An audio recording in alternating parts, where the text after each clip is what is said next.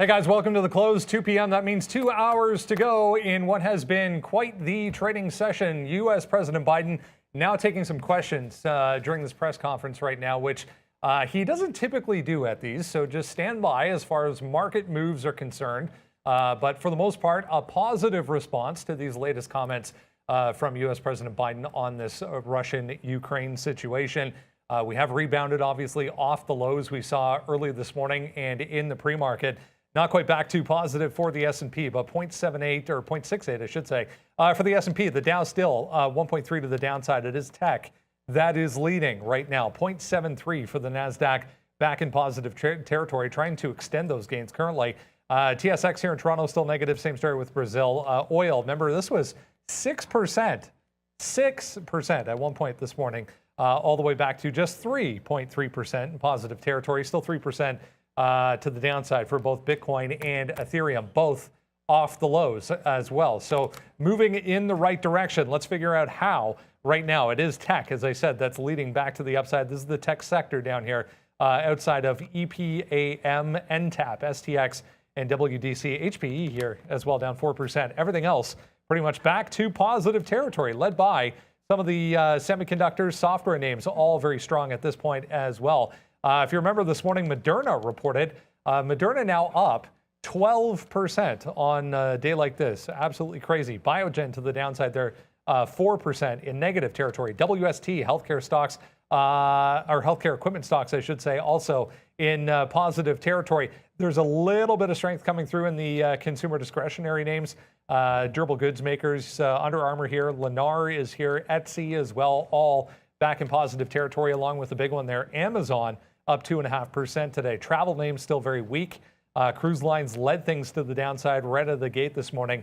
But it's all about the banks. This entire group over here, it's the financial sector, pretty much every single one of them in negative territory. Staples, consumer staples, also red. Energy, also still red. Apache standing out there, 2% in positive territory. Quick look at the NASDAQ. We'll let that refresh, if it will. There we go.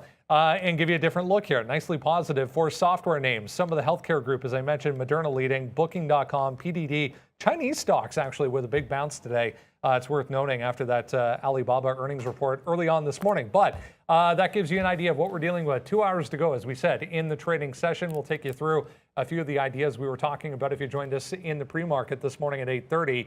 We went over a whole bunch of thoughts, a whole bunch of ideas, came up with a plan for the open. We're going to start things off with a bit of a review of one of Neil's trades. He's going to lead the way.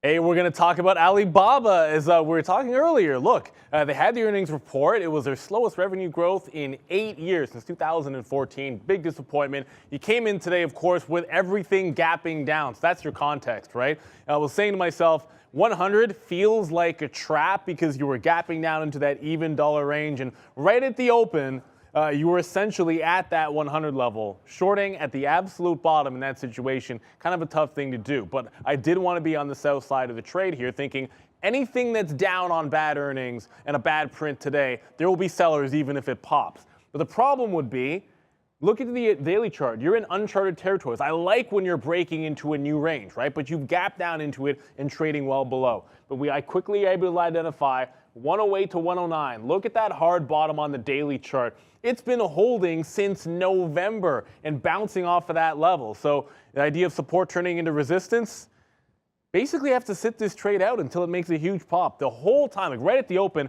you're thinking it pops to 103. Oh my goodness, that could be a curl right there. Usually I like that setup. Nope. Pop 105, 106.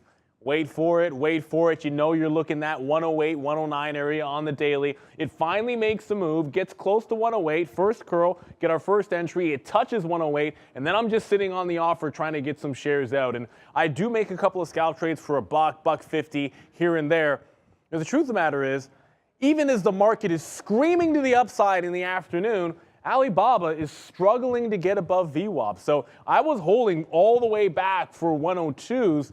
I've now moved my bid because there's a buyer at 103, but the key thing there was as the market was continuing to make fresh highs, you wait for it to get to that top, and then even when during this entire consolidation, every single time the market would push to the high again, the ES and the NASDAQ in the barcoding range, trying to hit that high, you would have Alibaba making lower highs each time the market was testing a fresh one. So relative weakness in Alibaba, even despite that monster move to the upside. You're in uncharted territories. Whenever a breakout like that happens, I'm always trying to capture the full range. And in my mind, the full range is we supported 100. The breakdowns here at your 108, 109. I should be getting close to that 100. If it's going to roll over, I expect it to have a full capitulation. Now, in this particular case, you had to be very, very patient. Short setups can work on days like today, but it's not going to be an easy thing to do. Man, I lost on a firm with a similar premise. Here's an example of waiting it out. I was into a firm much earlier, and that was the mistake. So be patient. If you're trying to go counter trend, you have to make sure you're trading at a level and also be willing to miss the trade. And that means if it never gets to this price and falls, well, guess what? I don't have that trade. And you've got to be willing to live with that, especially if you're going to go against the grain. Super strong market we're looking at here today. Should be an interesting close. I want to see if we can actually get back down to that 103 here on Alibaba, guys. Yeah, good points. Definitely pressure in either direction when it comes to headline risk in this market. So you have to be on your toes, definitely willing to shift gears on a moment's notice and go either direction. As we said, that's a watch list, guys. Lots of great stuff on there today. Had everything that was moving in the pre-market, a little on why. And then you come and join us every single day. Come and join us at 8:30, and then we walk you through how to come up with a plan to trade those names at the open. Some cybersecurity stocks, very, very strong this afternoon. I'll start things off with this one. IronNet, IRNT in New York, 35% move. I mean, it's a little $5 stock or so, but notable, very, very strong on volume on these U.S. headlines. This is another one, CYRN. Just double check. This has a very tiny float, 2.5 million free float on this CYRN, but another cybersecurity name starting to get going here on big time volume, guys. Yeah, I mean, I'm kind of kicking myself we're kicking ourselves for the IronNet one, right? Like that's a Russian cybersecurity firm. Sometimes it's easy. Like, you know what? Trading's not easy. But that might have been really, really easy. But maybe you thought it was going to be a short, though. I don't know. Yeah. Like, you know, they're hacking in. I don't know. I don't know. But either way, like, you're talking about tremendous volume. The market's booming, by the way, but this thing is going absolutely, you know what? It's going bonkers to the upside. But it's squeeze territory at this point. So I kind of want to say forget about the long on it. And that's just because once you've already, this is what happened the last time it squeezed. I know it went absolutely crazy, but that's Squoze. That's not happening again. I'm now looking at 6 even. On the daily, it actually has room to about 770, but you're in uncharted territories in any kind of recent sense. And this is a pure liquidity play at this point in IronNet. It made sense. If something was going to run, why not have a look at a Russian cybersecurity firm with a lower float and then see if that would start to go. And you can see, like, once it consolidated around 11 o'clock, incidentally, right after our morning show, it just boomed to the upside. And then extending on higher volume, the second we get into the afternoon, of course, the president talking about cyber attacks being one of the main things they're going to do. Why? I feel because they don't want to threaten energy supplies, chip supplies. So a lot of the sanctions are going to have to be pretty controlled if they're to the extent that you don't want to exacerbate supply chain issues. You don't want to exacerbate inflation issues. So I feel like those are safe ways for them to navigate into. But either way, the story is about the market and how much it's booming here. Notwithstanding the fact that I'm basically all short eBay, Square, Alibaba, and then small cap IMPP. But the longs have been strong. I mean, you just got to find the right names to trade. I was trying to short AMD. That's been super strong. So the chip name's definitely strong today. So there'll be more to come on that. I'm just short Alibaba. I mean, I don't know if we're still doing the rundown or not, but it was IronNet. I haven't really looked at any of those. There's Pan W, which is Palo Alto. You can have a great quarter. Oops. Oh, no. I thought it would have been a New York stock, but it's a NASDAQ, so let's switch it over there. Pan W today will take a while to load, but there it is, up 12% as well. So, yeah, if you want to stick to something American, and they just did report a good quarter from Palo Alto, and it's been pretty choppy, though, back and forth, not doing much, but there it is, taking out some recent highs. So, not every excuse me, not everything in the market is completely dead. This name continues to work. So I like cybersecurity, I think, in the space. And like Neil said, I think CrowdStrike has been amazing stock to own as well. It's had its ups and downs, but again, off of these recent bottoms. And I'm just saying, it's been amazing for today, up another 10% and near these bottoms. But again, cybersecurity seems like they don't want any casualties, civilian casualties. So if they can just kind of like screw up businesses and banking and cyber threats, I'm with Neil on that one. I think that's going to be the method, and Biden's been confirming that. So I think you can get long a lot of these names, man. CrowdStrike would be one for me, as it was a recent name to this market. I like CrowdStrike, but PanW I think is the most solid. All right, looks like he has wrapped up the Q&A as well here, guys. So overall, not a huge reaction to the market. Still 0.8 for the S&P in negative territory, coming back in a little bit. In fact, when we first sat down this morning, some of the names getting hit the hardest were Chinese names, including some of the EV stocks. That, however, quickly changed as soon as the market opened this morning. And we'll go to NIO to start things off specifically. But some of the Chinese-listed EV names, very strong out of the gate. You're going to have to mind the charts here this afternoon, as we had data problem this morning. So there is a gap in some of these charts. But NIO, guys, back to just 0.3. I mean, this thing obviously has already gone positive on the day, but trying to hold at 20.5.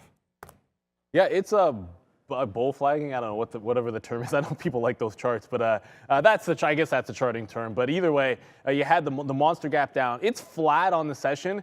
And you know what? Before I get into it, I want to show something on the core board, because Trader Pratt had this discussion on my core board, and I think everyone should almost think about doing this. Instead of just having like the percent change based on where things close, I also have the percent change on the day, so from where the stock opened up. And it's exactly for days like this, because you don't want to get lost in the perspective of, oh, look at NIO, nothing's happened, it's flat, down 0.324%. But really, when you look at it, it's been a monster breakout, then right back into yesterday's close price, 20.5, and you're holding support way up there. So that's not telling you the full story because of that gigantic gap down. Now, there were some pretty good shorts before it stopped out at the high, and it's right back at those highs, as a matter of fact. I just feel like if there's some other names that have been relatively weaker, and that's why I've stuck with the shorts in them. And I was showing you Alibaba. The equivalent in Alibaba, it's sitting below or at VWAP on the pullback, whereas NIO, while not breaking through highs when the futures did, it's still at those highs at least. So show me something that pulled back from the highs when the market was breaking out, and that's your relative weakness. It's not to say that everything is solved for NIO, but a lot of names were just down so far that they, when they got the relief rally coming back in, there just weren't there's probably a lot of people covering shorts this morning on names like NIO. Not breaking out just yet. I think that 21 looks like a bit of a line in the sand, maybe even 20.5 at this point, but a strong move there. And you can have a look at Xpeng, Li Auto, more or less the same thing. Tesla's been a wild one as well. So entire sector strong. Mixed bag for me over in NIO, and I'm certainly not going back to that well, because I think I know where the relative strength and weakness is, and I'm not sure this is weak enough for shorts. And long at the top, I'm not feeling it, not in this market. So the only EV name I had today, obviously off the bottom, was one of my best trades, and we didn't even hold it all the way. We got some out right there on a VWAP break, and I wish I was still long this name, and that is Ford. Like Neil said, we did have some data issues, but as you could see, all we took was 16 long. I mean, that was printing all pre-market. It was actually below that in the pre-market. Then it came back, and we reloaded it at 1607. So yeah, we hit Ford to the upside. I like that name. I think we'll continue to like Ford and continue to trade it. This has just been beat down. It's a casualty here of, unfortunately, some of this international talk, as there's a lot of resources coming from China and from Russia for EV names and stuff like that, batteries and things like that. So yeah, Ford continues to be a good winner for me. I love this stock. We're going to trade it off every even value. And honestly, I should still be long. I mean, just like we stood, I don't know, we're talking about big cap tech at some point. Microsoft down here, 270 long. Like, it's at 286. Like, I had no idea the market. We came in, it was down 3.5%. You're up now 1%. And I mean, and this is the crazy, look, I'm having my best day of the month. So all good on that one. But if you see what we talked about early, man, we said this could be a long squeeze off open. Didn't think this would continue, man. To feel the market's in a buy zone. So we were all about this today. Palantir long, we'll talk about that. Microsoft long, Baba short. So yeah, it's been a great day for us. Everything's worked, and I couldn't really be happier with the performance. We were talking a little bit this morning, if you joined us in the pre-market, on how important big cap tech was going to be on a day like this. And it turns out, sure enough, they led things back to the upside, including Microsoft. Not really a day you would expect to talk about the cannabis sector. Well, I guess it's not really the cannabis sector, but this one just popped up, guys. Weed Maps back to highs. They reported better than expected earnings. So I just saw that pop up on a volume scanner. So a heads up on MAPS. Let's talk about what else has led today, because it's been individual names that you might not have expected. And I mean, some of the stocks that have been so beaten down over the past couple of months, giving you all kinds of opportunity on the upside today, including Palantir, Sean, back to the upside. No, you didn't. Yes, he did. No, he didn't. Yeah, he did. He did. Okay, Palantir. I mean, look at this chart. I mean, I don't know what else to say again on this name. We have this, and we have a monster long at $10. It just kept on climbing, and our best out is 10.50. And that's that. Now it's at 11.50. So, I mean, again, another monster long. We call that at a key level. And then just to talk with Brendan's, we could talk about Clover as well. Off of a report, an absolute monster right now for Clover. But yeah, Palantir beat down, just finding a bid today at 10. That's all. I mean, Kathy Wood sold 7.8 million shares yesterday. So thanks for that, Kathy. And then now we're right back up to the upside here, 11.50. So a great stock for Palantir. Nicely done to the upside today. This could just be a relief rally. I mean, the last time I bought this, I've told you, and I don't have a problem with it, 12.05. So we didn't get anything down there today. Obviously, we weren't hitting buy keys. I bought the Qs. I bought SMH. And I bought an ETF, Charles Schwab ETF in Canada.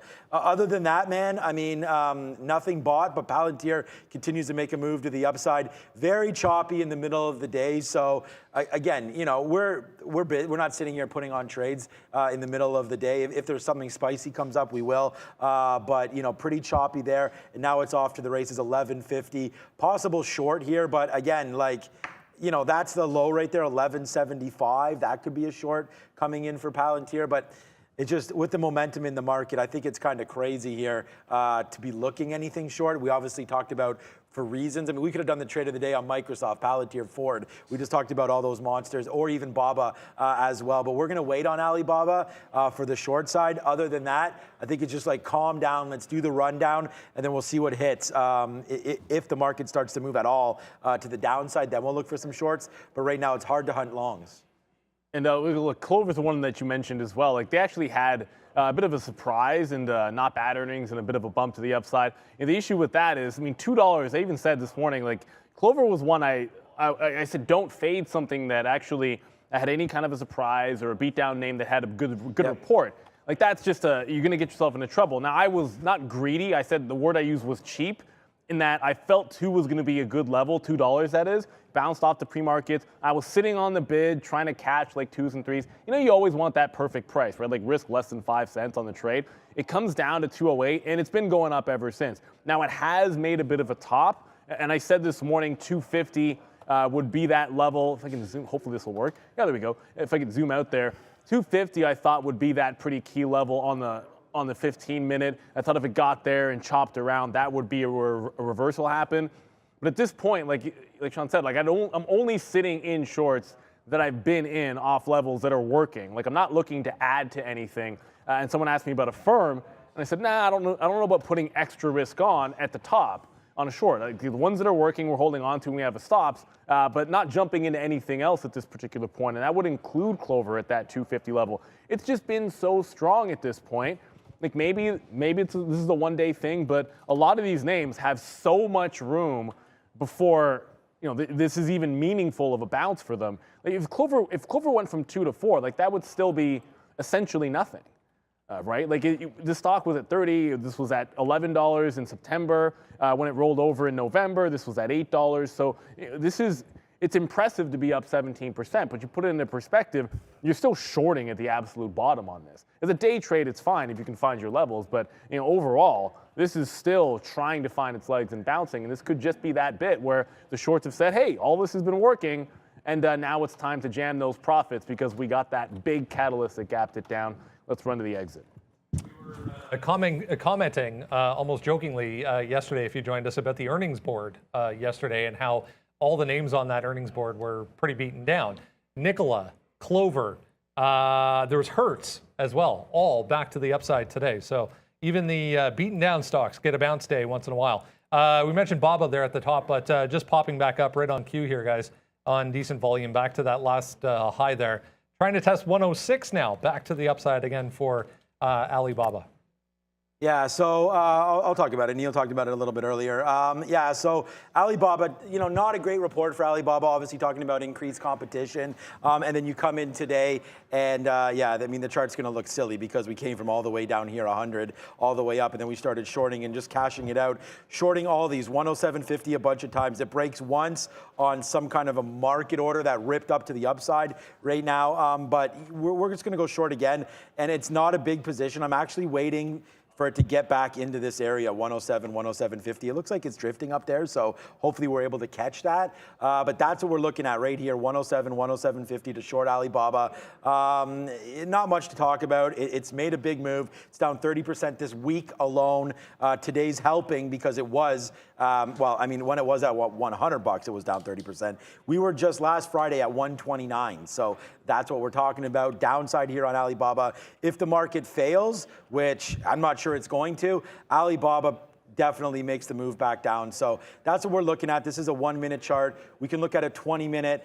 You have this 110 maybe as an area, but we're going to use this 108 where we've already been at this morning. If it makes it all the way back up, it's another short. So that's what we're looking at. Alibaba to short up here somewhere, man. Like, I mean, we might start it at 106.50, which is coming up again for like a decent amount of size. But we are looking for 107.50 in here to short Alibaba, and then use like this 108, 108.50 as our out. I mean, I can't say I have too much to add there. You guys kind of know. I'm using that same level. And it's about holding on to what works. I like the thesis that we're still breaking out in the market. We're at 42.08 and about to go green on the ES, and Alibaba is still having trouble sort of breaking through those highs. And just to go to another one, just because I am in eBay, they had a disappointing report as well. Block reports tonight, so I'm in this one to the short side. Scalped them to VWAP, and now I'm actually on the bid in front of 88, which I was holding for even lower than that earlier. Just thinking, okay, well, where's the risk off going to be? Right, like what would motivate people? Like, what names would have motivated sellers at the close? Okay, maybe taking risk off on Square, because guess what? You still, to me, have that downside risk on any one of these names with a ridiculously high multiple of that 10 to 20%. Now that works both ways. You could certainly be staring at Square over $100 or Block over $100 tomorrow. But I just like the notion that once it starts to fail and shows me relative weakness, I'll be jumping over to that name. And then the other one, I should have mentioned all the positions that we're in. eBay, I know Trader Pratt was talking about this as well. They were down 11% overnight on their earnings, right? And this is a business that I pretty much don't have to tell anybody what's been going on to them. And maybe they're not relevant anymore. I think that's what a lot of people might say. But incredible weakness. You gap down. For it to come all the way back, and this is like BABA, all the way back to that shelf, and then you're able to test that previous support level. It's 55 up here. Like, I'm just going to take that trade almost every single time. It's a little surprising. It didn't gap. There's a little bit of that data issue here in the chart. But it's a little surprising to me that we've come this far. But, here we are. It's still showing me that as the market goes to the highs, it's pulling back off of them and consolidating. So if the market turns around, this would be a candidate to flush maybe another dollar or so.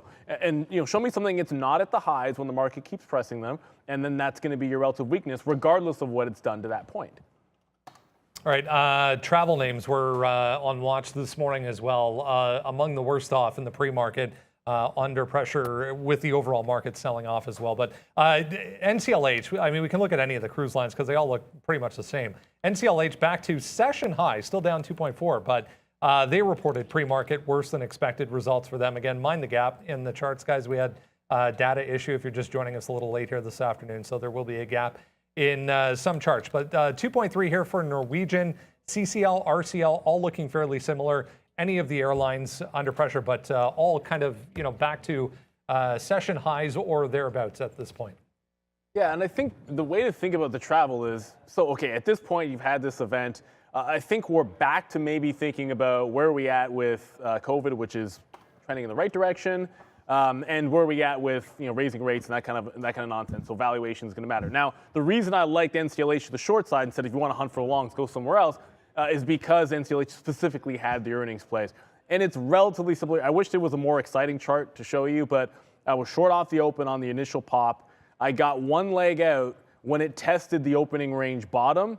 I reloaded in front of the opening range top and then just stopped out and then stopped trading it. So this one we were very disciplined with, at least. You're going to see that when it made that breakout from the quarters all the way up to the 75, it's actually having trouble getting through that. So you're getting a double top as we speak, but it's churning through it. And it matters where it came from. This is actually a wick off bottom to the downside when you look at it. And you're going to see that wick down there at 17. But you go to the daily, that's breaking support on the daily chart and then immediately reclaiming it, which is pretty bullish, quite frankly. And so I'm kind of kicking myself. I know the thesis. I don't mind the thesis there saying if I'm going to short something, make sure it's the one that had the bad earnings. And I kind of thought that across the board. But once it rejected that at the open, sometimes revisit the higher time frame chart once you're out of the trade and ask yourself what you're looking at now. Because now you're looking at it bouncing into support, rejecting that break, maybe trapping some shorts in there, and then finding that level back for support. And then you're going to make a bit of a recovery rally, which is what ended up happening. Some of the best longs are when you trigger stops through key levels and then immediately reclaim it.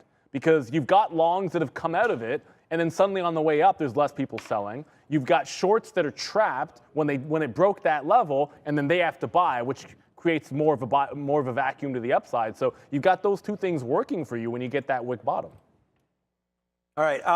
Yeah, just quickly here. I think the best one to look at here is going to be UAL. I know Neil's talking about cruise lines. We'll go over now and look a little bit at airlines. United Air, obviously big into overseas travel, things like that. So that's what you sort of want to look at, not an American or not a Southwest, which would be more domestic. They're not overly, they're affected by all of this. But I think UAL had a nice move back up, only down now that 2%, but still down. Like even though the market is up 1, UAL down 2, right? And so two areas of thought here. They have the pickup game to go. Like they still need to get back up to the upside, or just a simple fact, man. The more sanctions there are coming down, maybe there's going to be one put down about travel to Eastern Europe. I don't know, and I'm not sure what's going to come through, but UAL would be a good name to short, in my opinion. You do have some nice longs, though, at 41.60 for a day trade. But if you look at the daily chart here for UAL, it's still below the 50 period,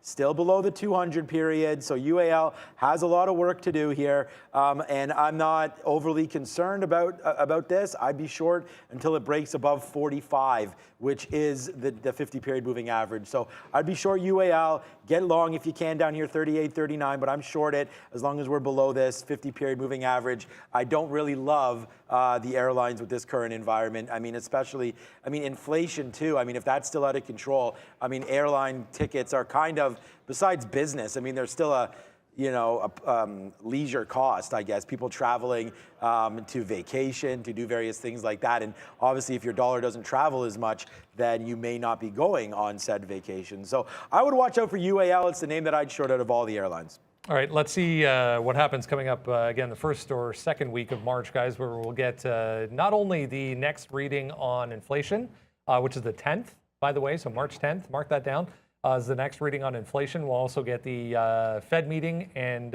interest rate hike.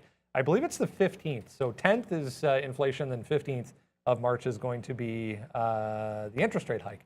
Let's go on. Oil was very, very strong in the pre-market. If you remember when we first sat down this morning, it was about 6% at one point or even higher. Multi-year highs for crude oil. It was above $100 a barrel. Brent crude, in fact, got up to about 105. Again, mind the gap, our apologies. Big gap up here for XOM this morning, now down 3.2%. These things just opened and have done nothing but sell off all day long for oil stocks. Yeah, so just quickly here, I had XOM. This was the loser that we had on the sticky note today, and it was like Goldman. It was funny because he's like, oh, finally you have a oil stock on the sticky note, but it didn't last for long. We got in early and then got out early. So we got in at 78, and it's funny because if you see what happened, I feel like 78, let me just give you a different chart here from eSignal so we can see a little bit better here. This is what it was in the open, so we can use eSignal charts. We did have a data issue early, now corrected, but this is what I'm talking about. We came all the way from 79, like it was ripping up here, 78, 79, and then it just tanked in one candle. Then the second candle here's 78, and then you could see all the way to the downside. So we should have had 78 break short, but like I said, the market absolutely took off. I mean, we had a $10 winner there. Oh no, everything's fine. We had a $10 winner there on board for Microsoft. We didn't take the whole 10, but the market ripped and oil tanked, right? And so if you see here, this is the end result. Long 78.10. Out 77.80. So, you know, it's a 30-cent hit, thank God, because as Brendan said, Neil, I mean, it was 78. You're now down to 74. This is probably the worst day for XOM. Oh, our daily chart should still work, right? Yeah. So XOM pulling back. This is just looking at the candle here. It looks like its worst day in a long time. Maybe you have to go back to July or maybe even here August. A couple red candles here, but the biggest one looks like it's today. So no surprise here as oil giving some back. Look, not every asset class can be great today, right? I'm assuming gold probably giving back as well. So I don't know. Do we need Peter Schiff on again? But I think that gold and oil still very strong names or strong places to be in, and I'd look to buy the dip, to be honest with you. Well, it's funny you say that because there goes the market. Wow, the dip in the Canadian banks, some of the pullbacks there. But Oxy, who was supposed to report after market, had some. Look, I'm not saying they pulled who was it again? Oh, it was a firm, right? Yeah, it was a firm. But anyways, at about 140, this is what happened in Occidental, and I'm going to try to ignore the fact that I was like, ooh, the 40 level on Oxy, but then we had that data issue, and I really couldn't see what was going on at the open very well. So I decided not to add any positions.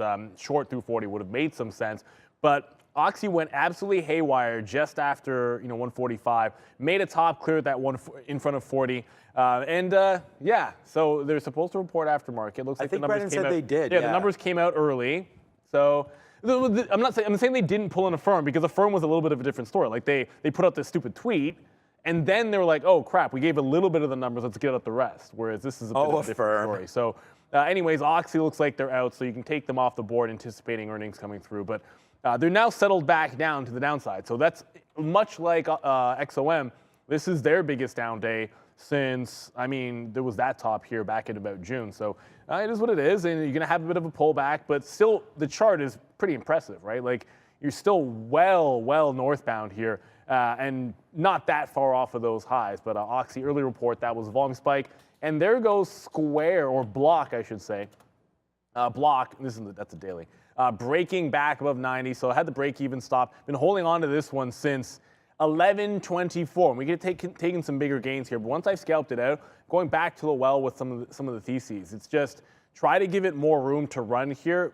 If you want to have that bigger trade, holding on, breaking out those lows, which really has been the way to go the last couple of weeks, it does mean you have to give it more room. So just because it's strong today, I don't want to abandon something which has been the predominant way to trade these markets, which is let your runners run throughout that day. But Square's come out, Baba's still in, eBay has yet to break the high, and I'm still in that IMPP. That goes all the way back to yesterday's close. That's where my target would be.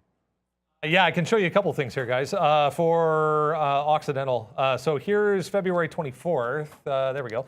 Here's February 24th. AMC is aftermarket close. So there's supposed to be aftermarket close is when this comes out. But it looks like maybe somebody knew something again. But yeah, here's the results that came out starting around that 130, 140 time period and went all the way through to about 220.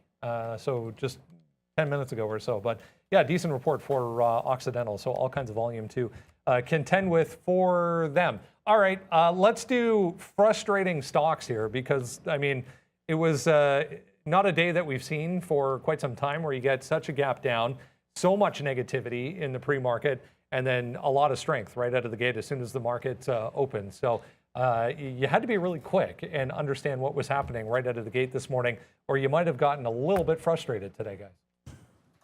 Lemonade, that cool, refreshing drink. Look, charting was a bit of an issue this morning, and it led to a few mistakes. I mean, I bungled a bio stock that I trade on the side while we're dealing with it, but I made one I was never going to win on lemonade. 'Cause I'll tell you right now, I thought their quarter was absolute dog, you know what. And so I'm like, yeah, if I'm gonna short something, I'm definitely shorting lemonade because they had a bad quarter. But they had that squeeze aspect. So I say every single time, don't short these things unless you have an out. Now, there's two parts to that. One, know where it's going to be. Two, make sure you get it.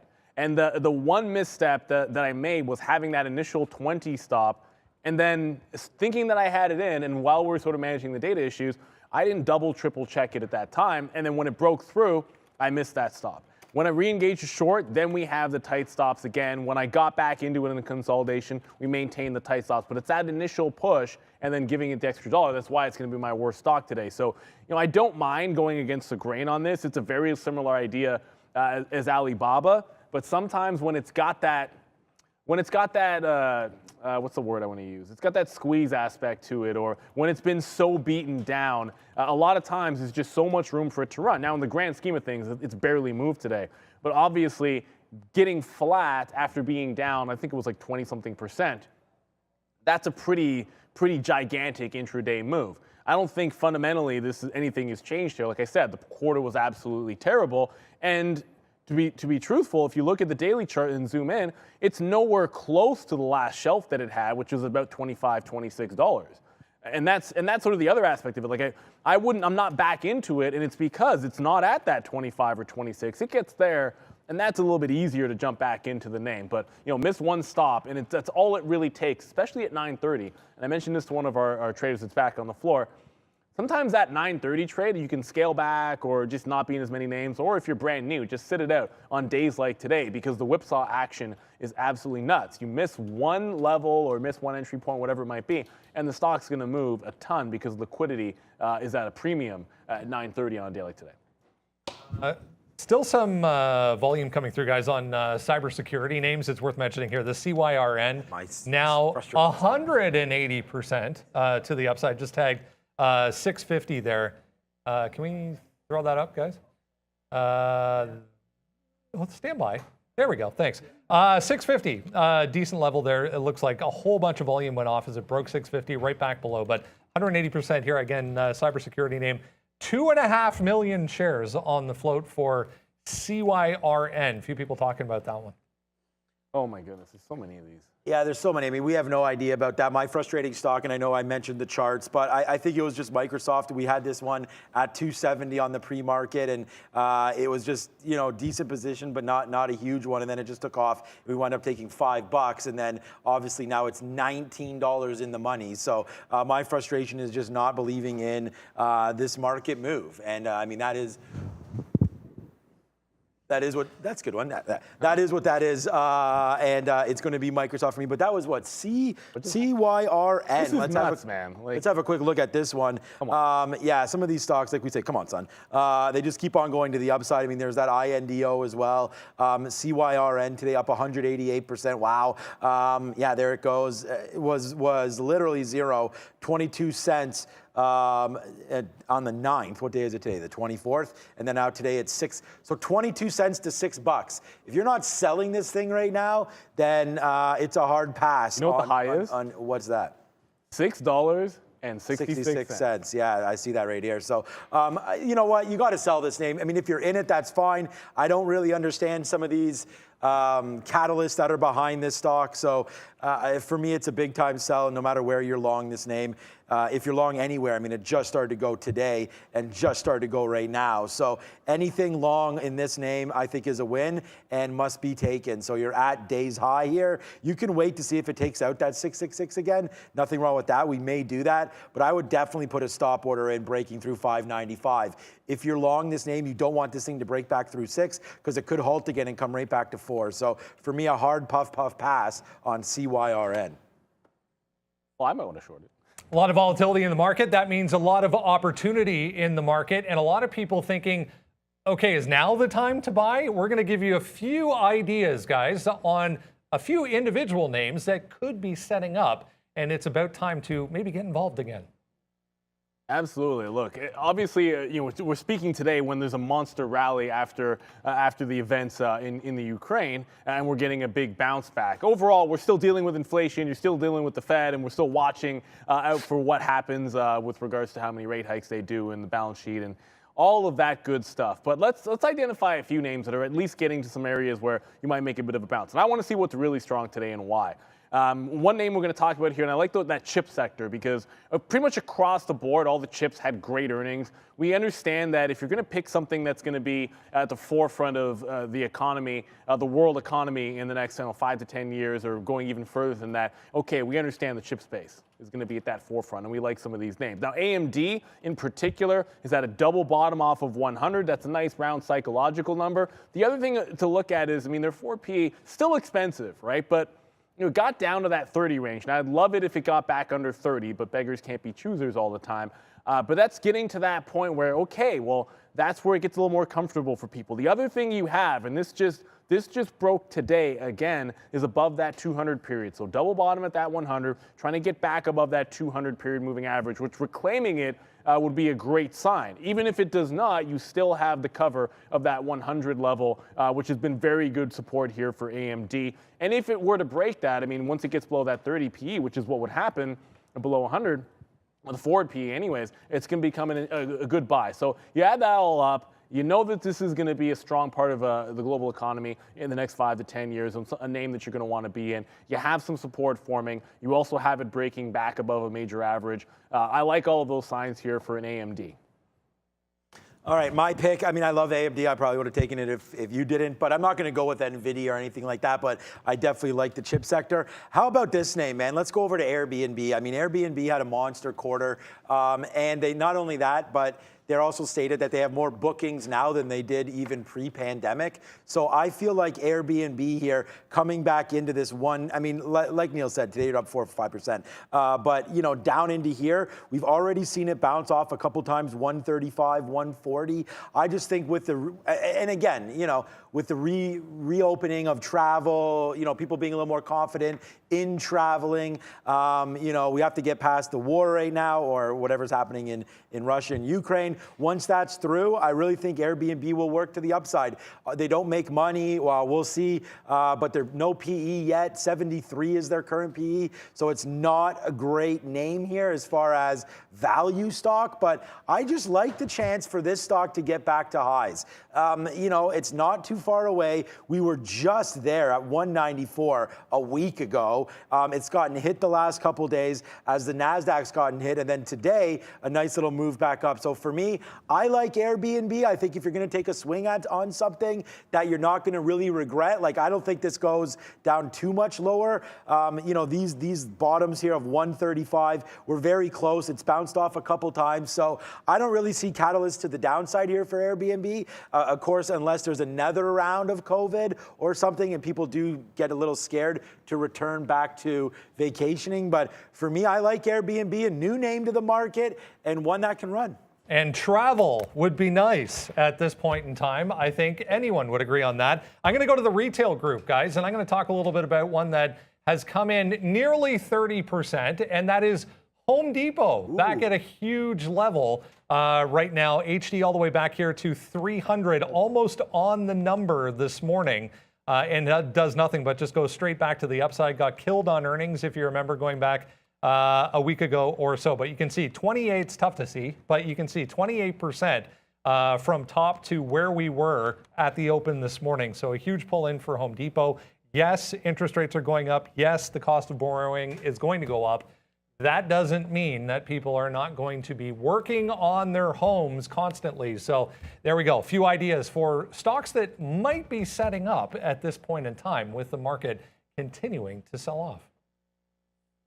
Occidental halted, guys, news pending right now. So just to confirm, that was in fact their earnings. They are making it official, coming out talking about their earnings report currently, which again was supposed to be aftermarket. So if you're watching OXY, halted for news pending right now. Why they just halted right away? Like, it's ridiculous. If they release early, just halt it right away at that point. I'm actually checking on locates of this CYRN. I got a quote of 18 cents a share and then couldn't lock it in. But that 666 is still the high of the day on CYRN. And it was that one and IronNet that we were watching. So I actually don't have locates there. IronNet, I think we do. And that's about to take out the high of the day here at 6 even, or at least attempting to. This is the third try on IronNet to get through 6 even, and there's a bit of an iceberg here holding the level. So every time it tries to break it, it just got to 02s, 03s. It's having a lot of trouble chewing through it. So IronNet trying to go, CYRN as well, trying to go these cybersecurity names. Yeah, I mean, there's no failure there. So I was looking to see if it failed 6 even, and then I would try that little jump into the short trade on the failed break. But now it's clear through that high on IronNet, and I would love to trade off CYRN, but it looks like we don't have any locates. I don't know what topic we're on, but I'm going to talk about Alibaba quickly. I know Oxy was just halted there, Brendo, so that's another name to look at for sure. All right, so that was a bad average in, although it wasn't a great amount of shares. We are a little more serious right now at 106.50, so that's our last average in here on Alibaba. It's going to look crazy going to the upside, but we're not holding a big position in this. I'm still thinking that this 107 comes into play. Look at the market starting to turn around. This is the name that we want to be short, so we're only out of the money 50 cents, not a big deal. We've taken multiple dollars on this name today, but Alibaba, just a name that I'm holding short here, thinking the market may come back in, but hey, it's strong. We're well above the 50 period and looking to hold highs. Like the NASDAQ is up 1.88. I mean, maybe there's a way we can find this out, but this might be, and I'm just saying this tongue in cheek, but this is a great turnaround, and I wonder if it's one of the bigger ones that we've seen in the last year or so, being down 4% to now up 2% when we really haven't gotten any better news as far as I know. Miss V is in the building. What's up? Hey guys, I want to remind you to smash the like button. We really need your help, team. And I got super chat for you guys. What are your thoughts on BKNG? Booking Holdings is down more than 8% today. BKNG, guys. Wow. I'm actually, I was going to say for one speechless, but I'm not. Yeah, so DraftKings, look, I mean, I cannot believe this stock. It's been a monster today. It's been a monster the last couple of days. Caesars, I believe, kicked it off. They had a great report when they came out a couple of days ago. That started sort of the rally up in DraftKings here. I still don't, honestly, you know, like if our evergreen that we just did there on some stocks was to be like which one to maybe fade instead of to buy, honestly, I can't get behind why DraftKings is moving up right now. I guess we can wait to see the next report, the next quarter. I believe there still is, maybe Brendan can find out, still is a decent short interest in DraftKings. And I'm just impressed with the move back. I mean, this is a 1 minute chart. Sorry, this is a 20-minute chart. Nice moves from 16 up to 21. Like 2 days ago, this stock was $16. Should it be 21 now? That's 30% to the north side. It just seems like it's overdone. But look, you still have a lot of overhang up here, $24, $25. So for me, if we look at a 1 minute chart, it's been a nice beast all the way back up to the upside. And again, I don't understand the bull case. So I want to thank you for the super chat, but you could see it's a super strong. If you're long this name, I mean, look at it ride the 50 period. And again, I'm not sure it's super accurate, but we have more than 50 in here. So should be, this is a 1 minute exponential 50. So, you know, if it breaks back below 2090 or so, then I think you can get out of this, and definitely a reload anywhere near VWAP. I mean, look, we respected VWAP there. We respected it again. We respected it there. So 20 flat, I think, is a great reload, but I wouldn't hold this thing back down through here, especially if the market starts screaming to the downside. But DraftKings, congratulations. I don't know what the catalyst to the upside here is for DraftKings. Yeah, and there was another question. Someone was asking why are meme stocks going. And I just feel a lot of these beat up names, it's shorts finding a reason to cover when you get a shock down like this, and then you throw on top of that shorts that are short term, like day trading, are jumping in at key levels. Like I did on Lemonade, and that just exacerbates moves up because you had those people covering and it screams upside.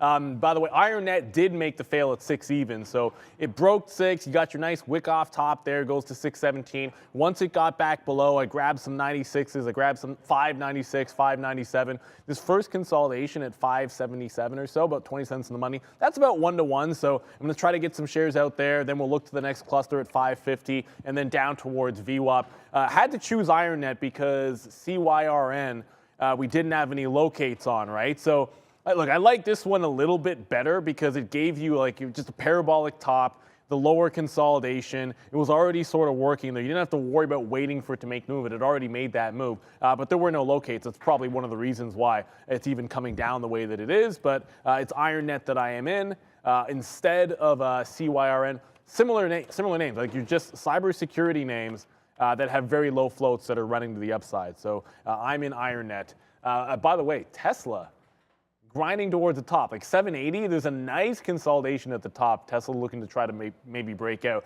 As 14,000's in spitting distance on the NASDAQ. I'm not saying we're getting there, but it's actually, I can see it on my chart now, which you couldn't earlier.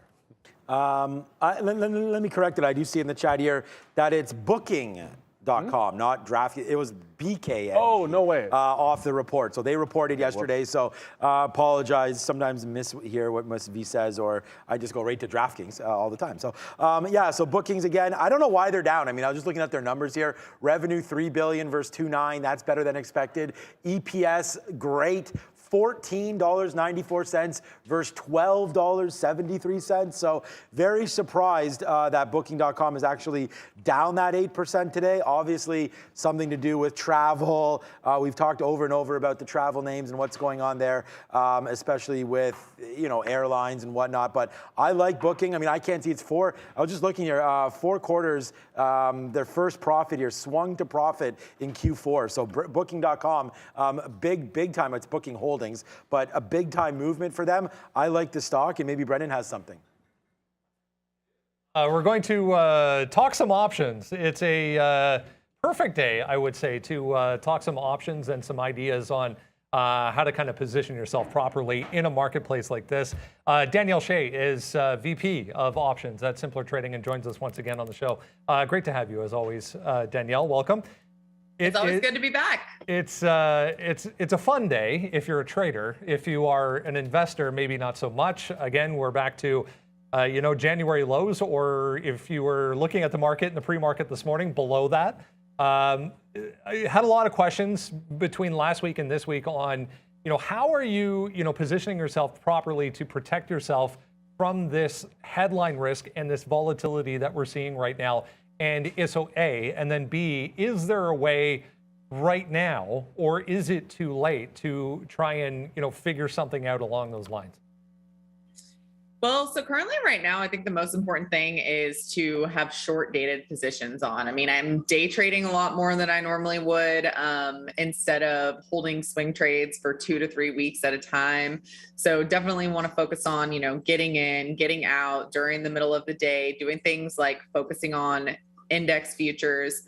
For me, one of the most important things right now when you're looking at your overall risk is paying attention to where the VIX is, and then also paying attention to where the put call is. So I can show you on this chart right here, looking at a daily chart of the VIX. Really, once you get up above the 17 price point, that's when you really need to be cutting your position size down. And I mean, we've been up above that zone since all the way back in the beginning of January. So keeping the VIX in mind, paying attention to not having large position size on when you have the VIX up at these levels. And then the next piece of that is going to be looking at the put call ratio. So the put call ratio is just basically going to measure how many puts versus how many calls are out there. And when the put call ratio gets high, which is about above 0.7, 0.8, right now it's sitting at 1.0.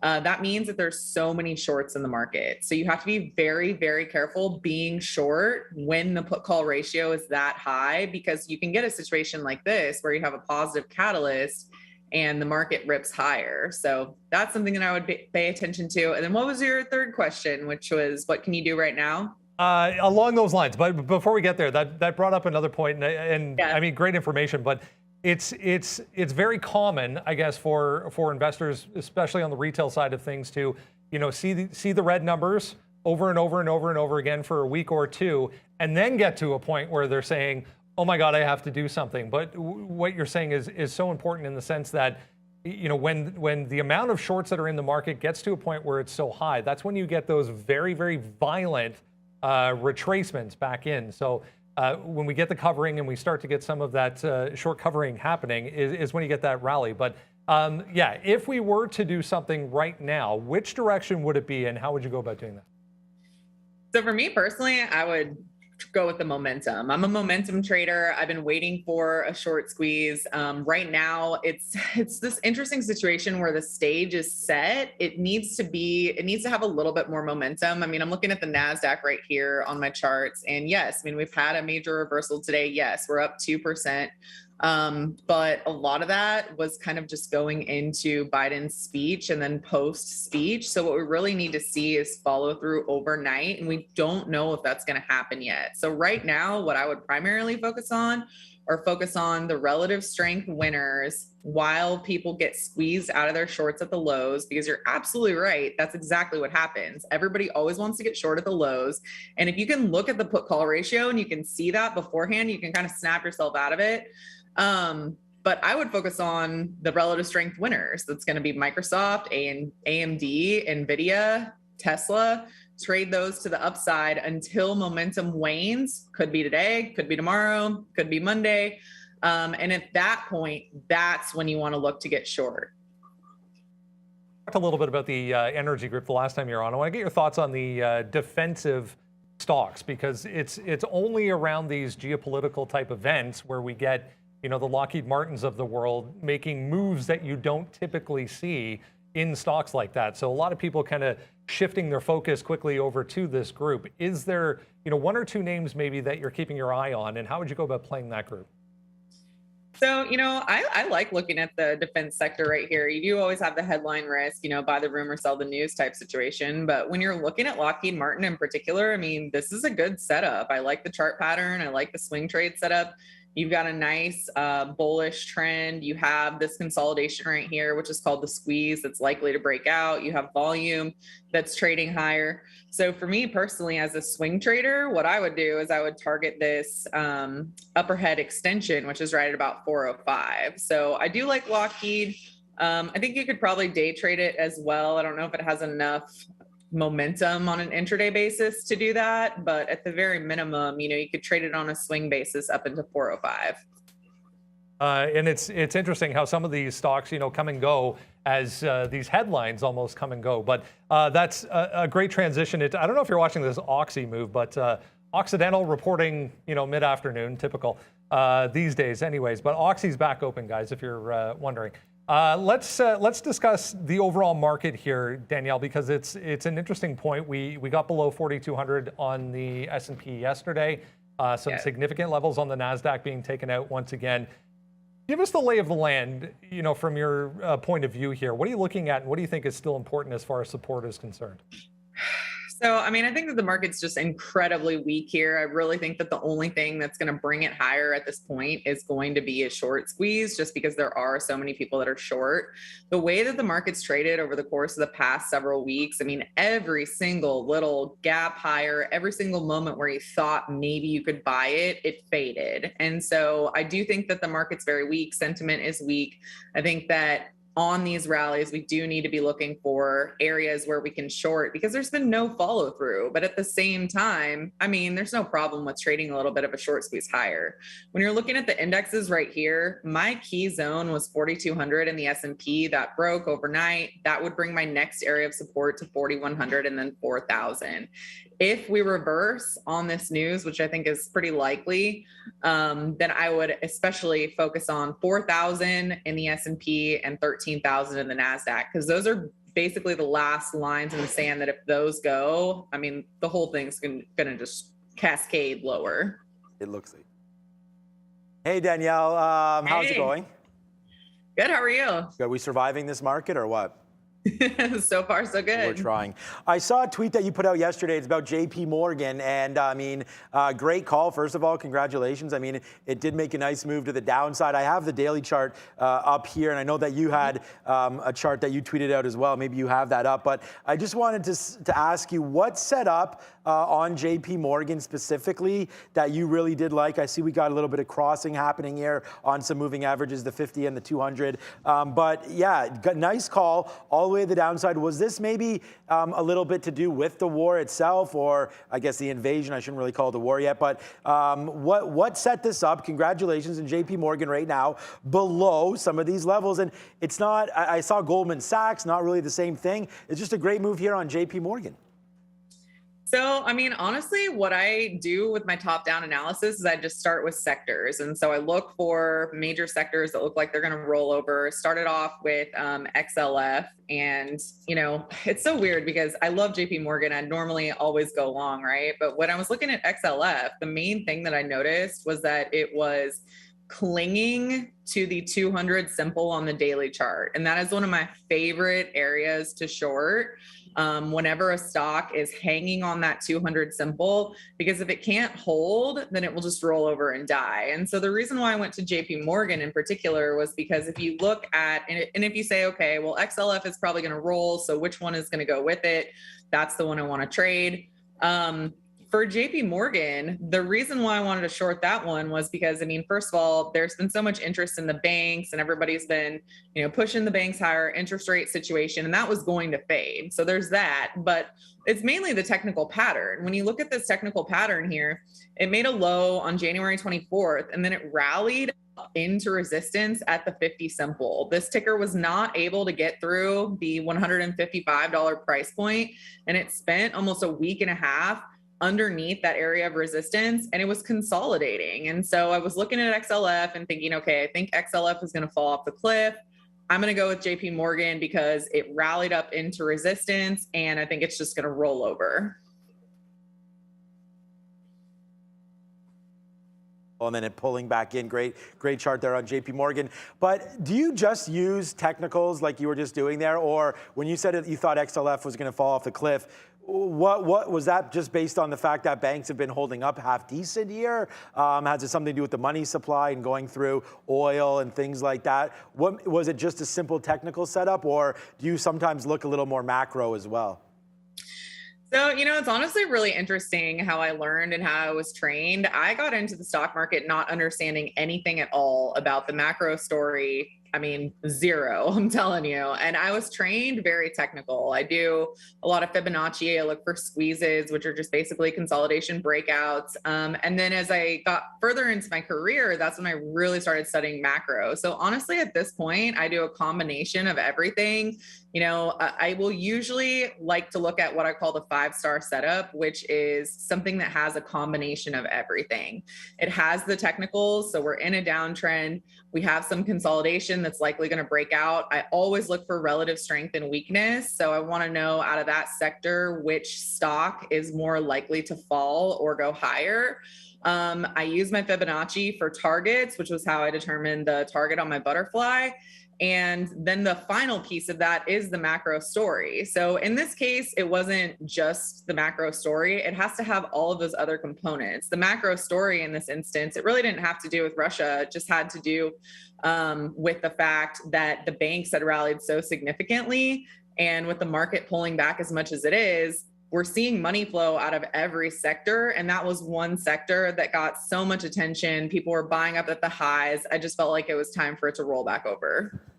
Danielle Shay, something that's caught on a little bit here, and you can see here on my screen maybe the People's Trader down here. So that's kind of self-proclaimed, but it's caught on. And everyone's loving the chat, and you are now the People's Options Trader. So Cool. Congratulations to that. So now you have a sort of a new title there. You may want to put that on your Twitter or something, but the People's Perfect. Options Trader. Thank you, Danielle Shay. Once again, the knowledge is fantastic, and we do look forward to you coming on every single, what day is it today? Thursday at about 2:45. Thank you, Danielle Shay.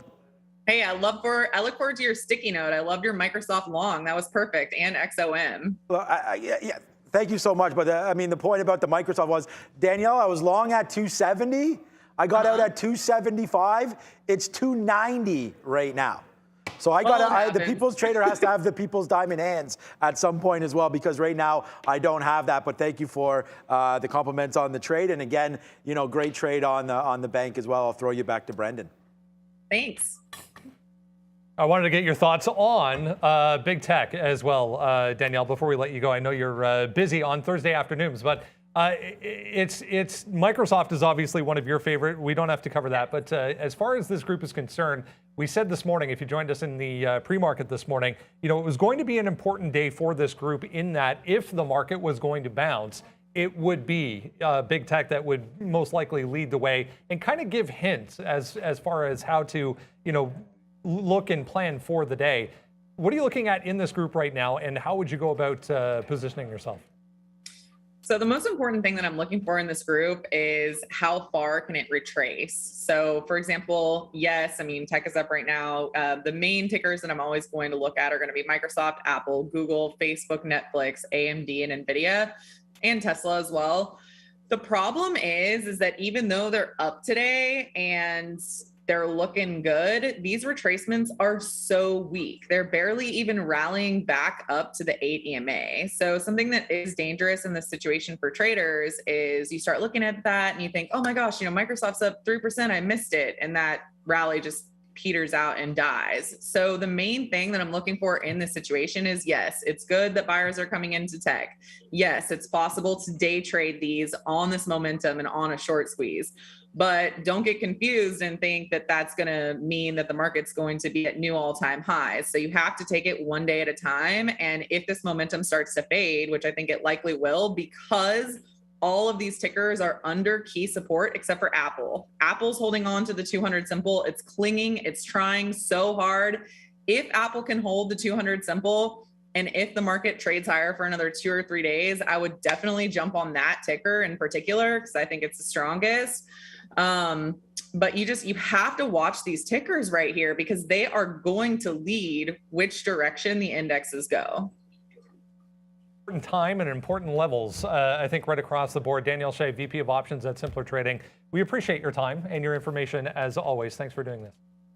I love it. I love being here. So good to see you again. We'll talk again next week. Have a great afternoon. Lots of movement here, guys, as we head into the final hour of the day. Hour. We'll do this one, and it's a bit of a fist bump for something Sean just told me. But Iron Nets pulled back all the way into VWAP. That 6 fail. It goes all the way back down into VWAP. I just covered on that last little look. The rug got pulled on that one. I'm gonna make the assumption that the same thing happened to CYRN. So rug pull on CYRN as well. Oh, where did that go down? That came all the way down to 480. Yeah, we said breakthrough 6 is out. Yeah, but there was no locates on this one. That's Iron Net, we had shorts on the Iron Net. We had no locates on CYRM. Either way, both of those parabolic movers. I'm out of it, by the way. But while that was happening, this Alibaba, which was just, it was looking so good all day long. It's right back up toward those highs. But I'm holding on to it. I'm trying to channel that inner rune.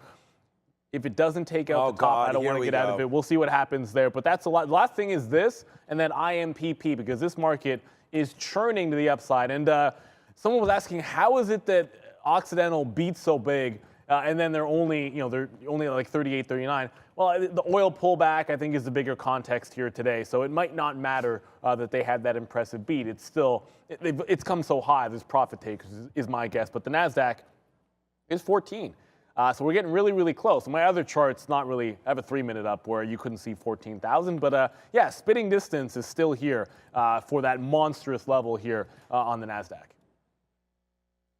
I'm not, I know we were going to do props, and I was like, okay, what are we doing props for? But, I mean, this Alibaba. Oh, I forgot to say what you told me. Which was there's been some blockages here on some accounts. So symbol SB, what is it? SBRCY on the pink sheets. There's been some Russian banks. We talked about that earlier that have now been blocked by our broker. We won't say who our broker is, but blocked a trade. And I was just wondering, telling you that maybe that Iron Net might be as well. So I covered.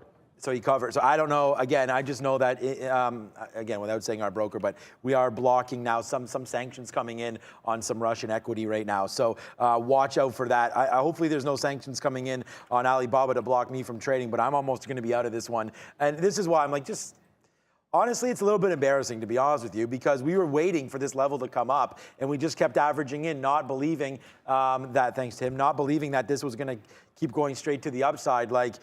The market is just absolutely beasting right now. Unfortunately, I haven't really been thinking longs, and it's just missed opportunities here. It's 3:07. It's about time that we start to switch up our game and look long. I mean, look at this. It's just the market's been ripping, and it's like we have to start looking at something to buy because Alibaba is not going to work to the downside. We kept on thinking, and as I see the futures here, I kept thinking that, okay, it's doing this. It's barcoding. It's kind of like, is it going to keep going up? When are we coming back to the downside? We've had the people's trade of the day couple days ago was the Qs. And I mean, we were short that name and we got out early on that. And it was just like, I just didn't want to dump this. Like this short right here, guys, like this is short at 105.50. It went all the way down to 104.70 there and we didn't cover it. Like we were 80 cents in the money. So now when I'm out of the money 70 cents, I'm kind of getting peed off because it's just, we shouldn't be short this name. And unfortunately, Alibaba just keeps on ticking higher and higher and higher.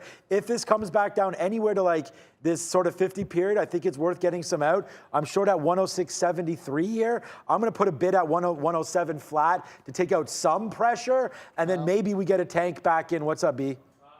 Kyra, guys, on Bitcoin right now, about 4,000 right back to the upside. So Coinbase, one of those, now 5% to the upside, just broke 180 there on huge volume for coin. Okay, so speaking of that, you're probably going to guess when I see a parabolic move and a wick top. I immediately went to the 15 because the second I'm like, people start talking about Bitcoin, I pull up the chart, went over to Coinbase and looked at, zoomed out, and then saw this top from yesterday started coming to play on a parabolic mover. So we trade setups, man. And the truth of the matter is, when you scream this far to the upside, you're either holding along in the money and letting it ride. The reality is a lot of the setups for day traders are going to end up to the short side. Like there's just no way around it, right? Like you get into a level like this, like what's your long setup when a stock has done this? So I don't know, man. If there's a long setup when I see a parabolic move like this, I don't know what it is. I do know what the short is. It's giving it to this 182 area. So I just jumped in and always zoom out so you can find that. It'll look pretty random. I got a 181, like 15 or whatever, as it got to that 182 and turned around. But like that's the first thing I did. It's like, okay, what am I going to express the trade in? Coinbase was the answer to that question. Zoom out on the chart. Is there a level that I can make a trade off of? And if it wasn't testing yesterday's high, then that parabolic move is completely useless to me. In this case, it actually was. So I'll hop on the bid to scalp some out here. If I can, just go 1-to-1 at 180. And if it comes back to 177 to 178, like this channel here, we'll go ahead and take that. But if there's 5 or 6 things that you're choosing between to know where I want to put the trade on, it's not going to work for you. Like if you like Mara, you like Mara. I mean, Coinbase is usually where I'm going to go for an equity name to make that trade. If you like Silvergate, who knows? But that big spike in Bitcoin, parabolic moves up, lead to short setups, and that's just what you got to be going with. But if you got those longs, like you hold on to it. If you're in the money on a long and just sitting there chilling out, like pull up a chart of the futures, man. What is getting you out at this point? If you have a long anywhere, like if you're long in this consolidation break in the NASDAQ, or maybe you got a tech stock somewhere, like it's not giving you any signs. I know this is a 60 minutes, so it's a little bit extreme and it looks a lot stronger, but go ahead, pull up a 5 minute as well. It's going to show you basically the same thing. And yeah, just you'd be holding on to it. So as far as entries go in Power Hour, I'm probably going to end up finding short setups. There's a few names that might give you some breakouts, but I'm not really seeing them. I'm on the bid. Come on, fill me on Coinbase. We're very, very close to getting this one. So one in, hopefully a couple of outs here, and we can be bingo, bango, bongo on Coinbase as the market still super strong, obviously. I like that. Bingo, bango, bongo. Let's go. I'm not even sure where that's from. I'm not sure where that's from either, but it's from somewhere. And we've said it before a couple times, so a good name there. As I feel like we are at a kind of a carnival today.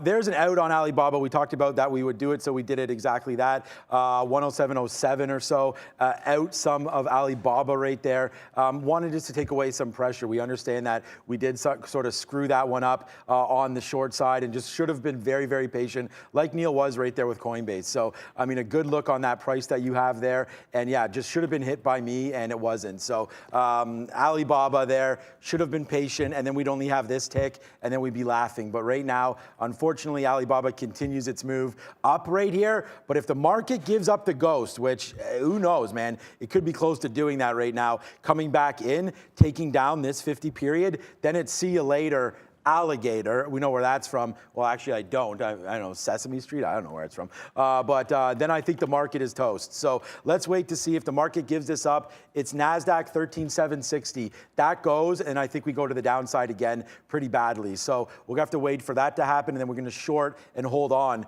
to this Alibaba. Maybe we'll find something else just in case. I don't mind going short AMD, but we have to have a quick look back to see where that is. But Alibaba hopefully working to the downside. Doesn't look like it, but we're short at 95 now, 106.95 if we took off some pressure there. So, I mean, I'm going to date myself here big time, but it's a legend, so I can say. I'm pretty sure, like, Chuck Berry performed that, had a version of that song, See You Later, Alligator. Oh, yeah, I don't like know one if of those it's swing songs. But, like, that's back in the day where, like, if there's a good rock song, right, everybody had a version of it, so there's probably like 5 or 6, and I have no clue if it's his song, but hey, Chuck Berry, man. Johnny B. Good. My 4-year-old, she's 5 tomorrow. Happy birthday, sweetheart, in advance. But she's a huge Chuck Berry fan. I put on Johnny B. Good, and she goes nuts, man. I love it. And the other time, I got to tell this other story, because this is one of my proudest moments as a father. We're at dinner, and my wife says, hey, Google, play, it's like Frozen or one of her favorite Disney songs. It starts, it's like a couple of bars in, she's and like, then get that off. She goes, not get it off, she says, hey, Google, play We Will Rock You. Right. Yeah. I mean, that means I've done my job as a father. Because she's like, and she'll just start doing the tap, everything. It's amazing to see, man. Like, that's about as perfect as it gets. She likes good music.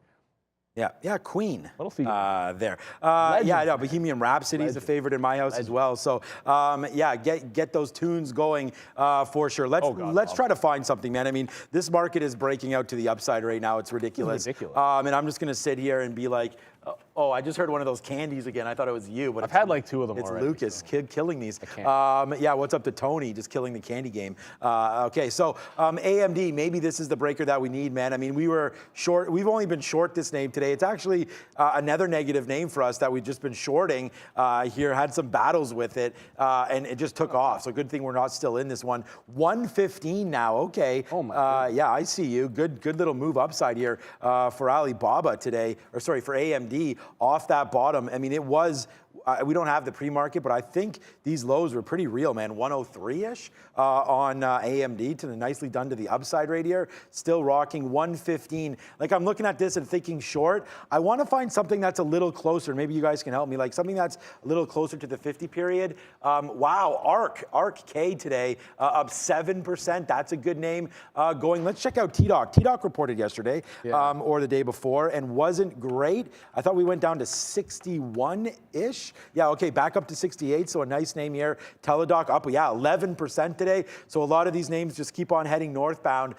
Beat down names that just, haven't performed well in the last, I mean, this is what we started the show with the last 6 months or so, finally catching bids. Square up to 93 after hitting 88, or lower than 88 today, actually. So coin, we take the dollar scalp trade. Now it's back to that high. I'm giving it room, man. If it takes out that 120, then so be it. And it looks like it just did. So we rang the register on the first half. We'll take the hit on the second half. It's going to be a small win just because we took that profit. But that's what you have to do when going counter trend. But like, we're pulling up names here, and you said Teladoc up 10%, Fisker up 10.5%. But look at the level on Fisker at about 1180 to 12 even, and maybe this is everything I'm pulling up here. Again, it's like, where do I find a long setup? I just don't see it. This is 1175, a couple of fails in the last couple of sessions, and then you're just screaming into levels like this, and that just tells me it's like a lot of times it's a bit of a pullback. Now that's not as parabolic and the volume's not behind it, but everything I look at is basically the same thing. Someone just put in Virgin Galactic, Alan Atkins. Do I feel like Space was beat down stock that deserves some credit because they're up 10%? So, okay, well, I mean, the stock's up, so it deserves credit for finding a temporary bottom. And this is a decent bottom, by the way. On the daily chart, you have multiple stabs at this 750. That $8 level, I've been shorting it. Trades aren't showing up, but I've shorted the $8 level multiple times. And you're seeing, like, there's been some success shorting at 8. But overall, it's been pretty clean every time it breaks. It's running away from this price in both directions. So that's a pretty good support level to work off of here. But guess what? Has it really broken out if it doesn't get past yesterday's high? I don't think so. 925 or so. I think the earnings report that they just had didn't tell you anything. Like, who cares if they lost less money than they needed to? Talk to me when they can actually get their 4 passengers up and down more rapidly so that you can be churning through clients. Because to support a $2 billion valuation, guess what? You need thousands of flights, right? You hit that 1,000 mark and then you're going to get, what, like $250 million? And that's just revenues? So they really need to be churning it out. So I want to see some progress in that regard, and I haven't really seen it at all. And the earnings didn't tell you anything for them. They get credit for maybe squeezing up and holding those highs. But again, another chart I pull up, running right into resistance at the top, and that's what scares me about maybe not the overall market or your stronger names, but about some of these squeeze type beaten up names. They are right at highs, and these aren't, it's not like it's at weekly highs or the last month. I'm talking like yesterday.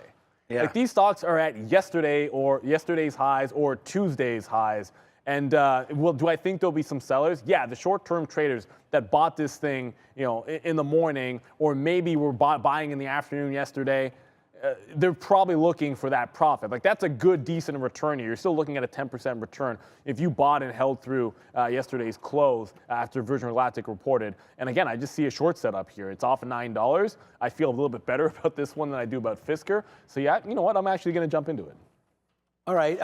Yeah, we are looking at, Softy. So BOVESPA's out at 108. So if 108 gets taken on BOVESPA, we down on that one. So we'll see if that's going to come through. I was actually looking as well, Microsoft, and shout out to Danielle Shay for that one. The credit on the long that we had early. Unfortunately, we did have the data issue, but you can see we took $1.50 there, or $2, then we took $5, and now it's up to $2.90. I was actually thinking that this, obviously, a lot of these names have gone too far too fast today for sure, but it's still taking it out. Like I was thinking 289.50 here, but look what the NASDAQ did. It just went like the other way. It was starting to break a little bit lower, but just like we've been doing, now it's taking out to the upside again, like 2.44%. Who would have thought that today this is what we'd be dealing with, but we are. So unfortunately, it looks like our Alibaba will get stopped out very, very shortly, and I can't find my way into any sort of a short here at all. And I can't find my way into any long because these names are just so high up right now that I feel, I don't know, that I don't want to pay some of these prices. So I'm going to just think that this market can turn around here, and I'm going to wait for shorts. I don't want to get caught up top. That's all. Like, I feel like we need to have the longs in, and I'm not long. So I'm going to wait and be as patient as we can. Like I said, today's been a monster day. And another name, and we're going to throw to Brendan in a second, guys. But like, look at Ford. We were long Ford down here, $16. It's at 17 right now. Like, some of these names continue to get extended to the upside, and it's like, do I want to buy? I love Ford, but are we buying it at 17 now when it's already made that dollar clean move? No, we're not. And unfortunately, we did get out at 16.60 here off of a 16 long, but we did get a reload in once, reloaded there. So nice money being made today for me on Ford. Brendan, what's up, bud? Ooh. Everything's fine. Don't worry. Mark's moving some lights. Yandex, guys, 32% still in negative territory, but a nice move back to the upside as well. Session highs testing these levels from the pre-market here on volume. So more volume, again, a Russian name, YNDX, moving higher. Yeah, and look, if you want to trade something that's got direct exposure, Yandex, I think that's sort of like the go-to, right? Like that's the equity name that everyone knows. There is RSX, which is an ETF. That's available. Anybody can trade this one. Liquidity is, I want to say, really, really good. It's done 50 million shares. It doesn't normally do this much volume. Obviously, it's going to be more volatile and have great volume these days. But this is crazy action that you're seeing here. Like, it's whipsaw back and forth for this ETF. The trend has been coming back up, but wow! Like, if you want some volatility, it's not just oil you can play directly or energy. The bank's pulling back in. It's also the RSX is going to give you that choice. And like John said, I know this market is up at those highs, but it's like, oh my goodness, like this is what I'm looking at in Virgin Galactic in front of 9. The only good thing about Virgin Galactic is at least I didn't short it this morning. Like I definitely could have got myself into a world of trouble on this name, but it wasn't at a level we liked. It is now, so it's what I'm in. I haven't got stopped out on BOVESPA yet. I have scalped some out way earlier this morning, but it does look like it's challenging that top. And I still have this IMPP, by the way, which I'm just gonna, it's 320. I got to think about getting this one out. I had the last target. I know it had all kinds of trouble breaking 140. I've been short this since the morning. It's literally at the open, but it hasn't been able to break the 1/4 mark. It closed at 113. If you remember this from yesterday, it was that defensive a buck, and then we flipped into the long. But once it gapped up to the next level, which is 2, and rejected it, once it rejects that in the pre-market, I'm only shorting it off the next consolidation, which is at about $1.75. But it hasn't been able to get back to $1, so it looks like $1.25 is the best we'll be able to do. So gonna hop on that bid.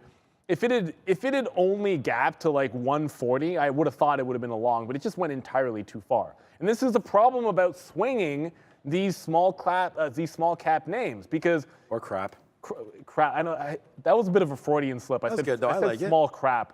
Small cap name, small crap, low floats, whatever you want to call it. But it was a good idea to swing it, but if you couldn't take profit in the pre-market, like it sucked. It really did. Like at the open, fine, like you still got 170, but that almost didn't happen. Like it was on its way to just capitulating through 150 at about before 8 a.m. this morning. It happened to make a bounce, but if it doesn't make that bounce and you're waiting to the open, there's a good chance you're losing almost over half of your gains by not being able to trade in the pre-market. So swing trading, small cap names, low floaters, overnight, only if you can trade pre and post market, because you need to have that execution time. A lot of times the rug pull can happen before we even open up. All right, let's try to find, I think I found one that I don't mind here. Ooh, wrong code, oh no. It was gonna be Rocket Companies, taking out 1150 here. It's been a nice high, oh, I don't need the daily chart on that one. It's been a good high for them here today. Upside, as long as that is the true high, 1155. I like that on a break. It's been following it up. They do report Rocket Companies, so 1155 break there could be something to look out for as we just continue to do what we're doing here, and that is look to try to get back into something. Good out there. We did take out about 30% of this trade for a loser. It's not like we're happy about that trade here, but for a loser on BABA, still have that 108 looking like a good level. Let's check out, you weren't just talking about Clover, you were talking about some other small cap stock. It was IMPP, yeah. Okay, good. So I just didn't want to talk about the same thing again. So here's Clover today. What a big move upside, man. This is the name that, I mean, I'm stuck long like $7 or something on this name. We'll have to check it out. It's never going to make money, probably. What's up to Chamath? What's up, buddy? But you can see here, back in on this stock now. So that is going to be Clover, 230. Great move to the upside today. Just really bought up down here, low twos. Unfortunately, we do have data problem. You can see the volume coming in here, 220, and so up to 244, looking to take out these highs one more time. So I think this could be, again, another name that some of us may be looking at here for the short in Clover, because you're up to that 250. Notice I didn't say long on these names. Like, you know, into here, good short possibility for Clover against that 250. So I'm going to put an offer here, see if we can't get some short here in Clover at that 250 area. Start it right here at 243. The high of the day is 244. So let's see if this name wants to come back in. We don't like to short like the best names in the day, but again, Clover's so beat up that I feel like this name could come back in. Let's see if we can get lucky, short Clover here, and then wait for a little bit of a lower bid. So I'm going to short Clover against 250. And so I want to put some context into the move up we're having, just because I know a lot of things are impressive. I'll pull up Shopify just because in the last couple of weeks they've had one of the larger moves down. But if you look at the context of where this was at, you know, just to begin, and this is not even the beginning of the final quarter of 2021. This is November. This was trading at 1700 actually. We just hit off 600, right? And this bounce here today is about $40, right? Like down 1,100 from the highs, up $40, up 5%. It doesn't even register on the daily chart, this little bit of a blip. So when you start thinking about, okay, are we here if we made a bottom, you know, start thinking about the type of name you're talking about and where it's coming from and what it's actually done in context today. Like this is absolutely nothing. If I pull up Apple just as a bit of a difference, and I'm glad Danielle Shay brought that one up. Like Apple's move is essentially finding a double bottom at the 200 period moving average. And I know it's not screaming to the upside, and maybe it's not the strongest name here, but that is a heck of a lot more enticing of a buy than anticipating that you found a bottom in a company that still has insane valuation. So the context matters. Always have a look at the daily chart just to see what's really going on with some of these names.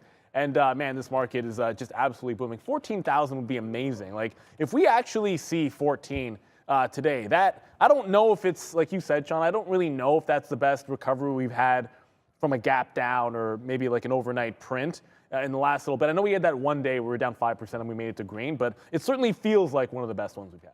Yeah, I don't. There was that one day, but. Yeah, we went, yeah, that's what I was saying. I think like just up and down here today feels like pretty aggressive move, obviously. So that's kind of like goes without saying. Okay, so we did get into our Clover position right there. You could see 243 or 44. I'm sure that 43 went against me. So now we'll wait against that 50. I heard Prad just say, here we go. I don't know if the futures are going or not, man. But we are waiting for them to go. So if they go back down to the downside, it looks like And again, like you think it's going to go down just because it ticks a little bit. But yeah, this market doesn't want to go down, man. What a great move today, up 2.5%. Oil right now basically flat, up to down to 92.83 right now on OIH or any USO. If you want to look at that as well, here's USO. Let's take a quick look at that. .am, $66 today for USO. I apologize. Like I'm really just watching this Alibaba as it looks like it's going to break out through 108, and then we're going to get out of this one. It sucks because this was a name that we were positive on, and this will turn. This will turn us now red on the name when it does break through 108. I mean, I don't feel bad about shorting this. I wanted to short this name all day. We were shorting it. It's just bad execution by me because if we had waited for the 107.50 like we sort of wanted to, then we wouldn't have this sort of problem because I wouldn't have all these positions and my price would be right here. So unfortunately, we do have that as a problem. So let's just wait to see where we go now on this name. Alibaba. It's not over yet. Yeah, it's not over yet. Hopefully it pulls back. Brad, stop saying that, man. The market needs to go. Brad, here we go. I mean, I'm the same way. I still think we could get to the downside. With that being said, short? I don't know if you short, he must be. I'm looking to go short Softy right now as well on this 1 minute chart. 289.90 or so.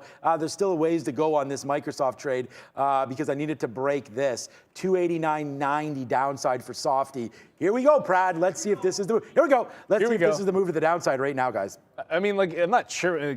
I want the market to be up. In the positions here, we're going to be to the short side. But just noting Tesla, which was making just an awesome barcode and maybe looking to break out at the high, that just turned a little bit. I just saw the NASDAQ pull back. So I'll show you the SPY. That's an easy way to, oh, this chart, that SPY has a lot of wicks on it too. But that just, look at the SPY. This is 425 on the SPY. Like just sideways action and now starting to roll over. So this is a little bit of a profit taking maybe coming in at the top here. So I got me like Virgin Galactic. BABA hasn't broken yet, but at this point with 30 minutes left, a few things are obvious. One of those is it's not going back to 103, so we can go ahead and cancel that bid. My stop is still in place in case it breaks out, but at this point, if it got to VWAP, that would be absolutely fantastic. So I'm going to throw that bid down there. Leave the stop in place because I want to hold this all the way to those imbalances. I feel if it does flush, just given how much the market has moved, I wouldn't be surprised in either direction how far this could go in the final 10 minutes. But you are getting a nice consolidation at the high. So no need to make a decision. It either takes out the high and runs, or it pulls back and is likely to retest at least a couple of dollars back into that downside. Brendo? Still some time left, guys, but I found that day, that one day not too long ago that we were talking about, which is this day here. January 24th, the move from bottom back to where we closed was 5.7%. So it did get back to green only just, you can see, versus that day before close. Right now, we are 5.9% off the lows on the Qs. So this day right now is actually bigger than that day going back to January 24th. There it is. Okay, so there it is. Work. There it is. Put it in the work. Work, like Rihanna would say. Yeah, thank you, Brendan, for that. And yeah, I mean, yeah, that's a good song.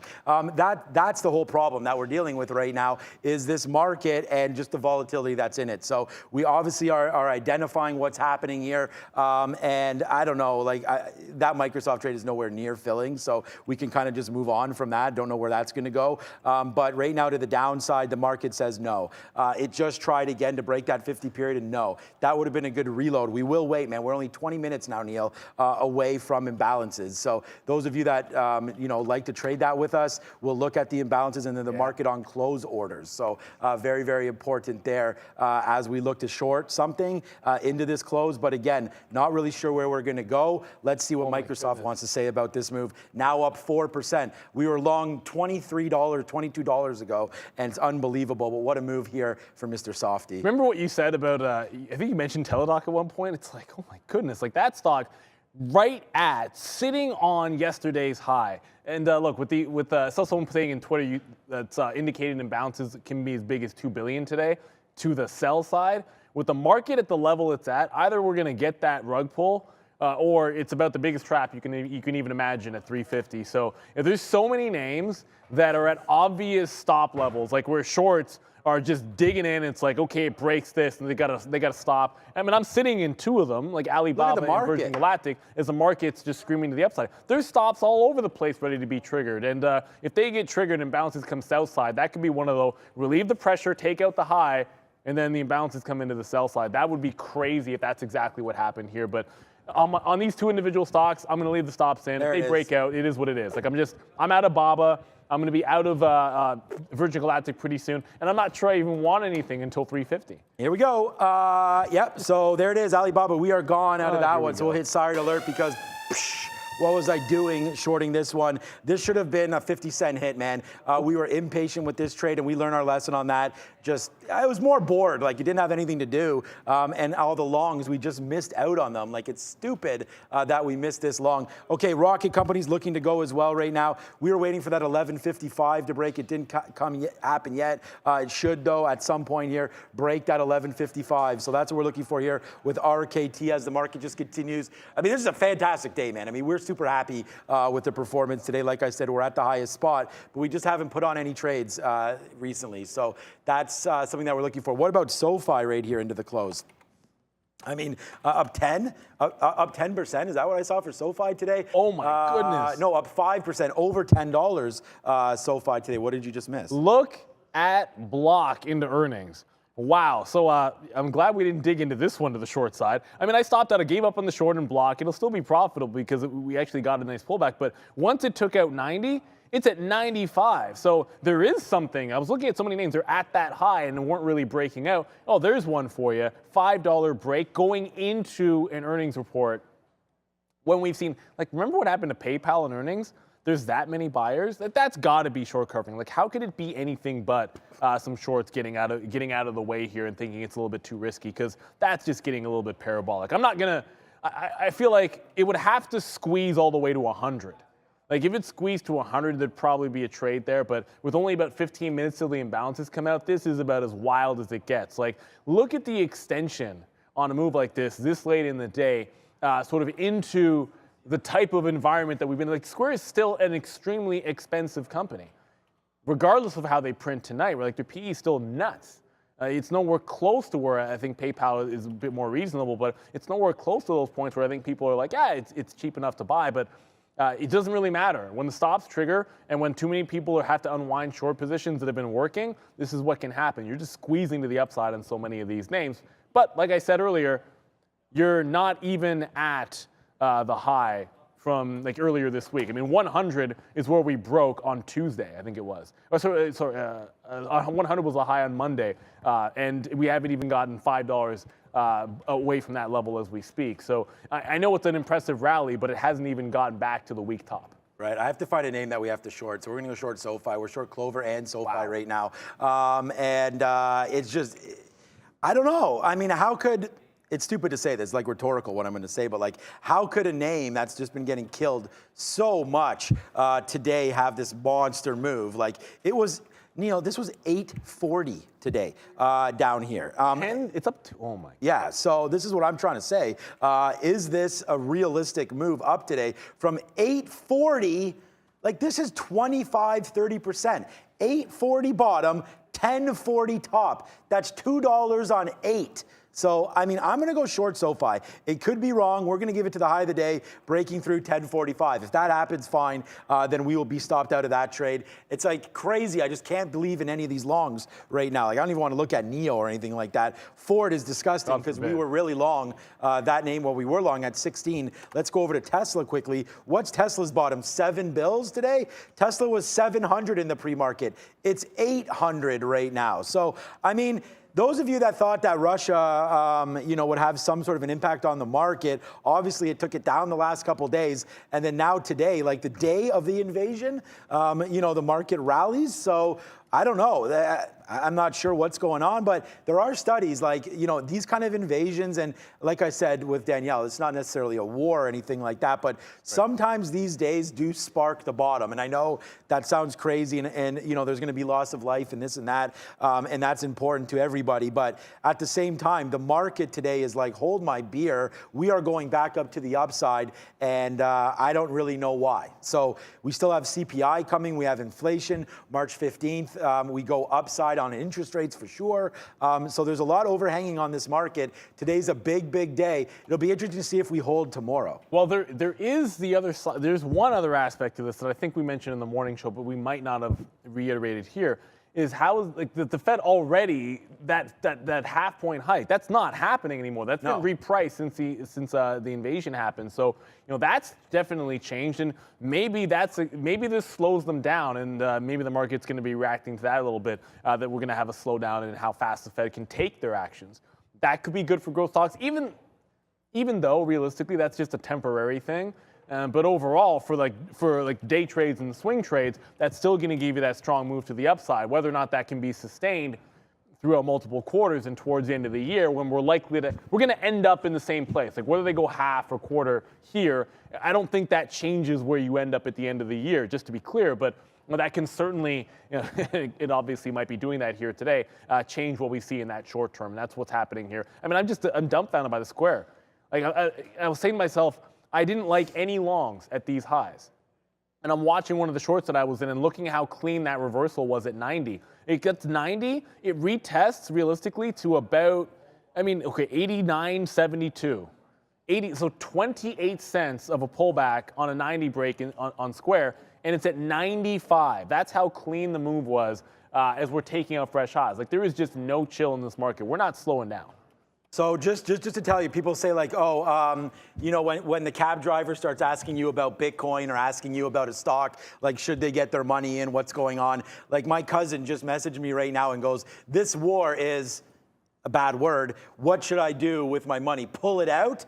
So obviously today, this is the point. This is what I'm talking about. Those of us that are in the market, we see the rallies, we see what's happening, and then those that are sort of on the sidelines, very much panicking about what's happening here. So, that's kind of one of those things where when you get people asking like, oh my God, is it like, why didn't I get this text, honestly, a month ago, like when the market was actually collapsing, or Thanksgiving, November, when the Fed went super hawkish there, but today I get it. So I just think that that's kind of like one of those things now where people are like, uh-oh, what do we do now? When really there's not much you can do. Your money's either in or it's out. And obviously today, if you're nervous, take the 3% and run is what I would do. And that's what I'm going to tell them. Like, if you're nervous about this, step out of the way.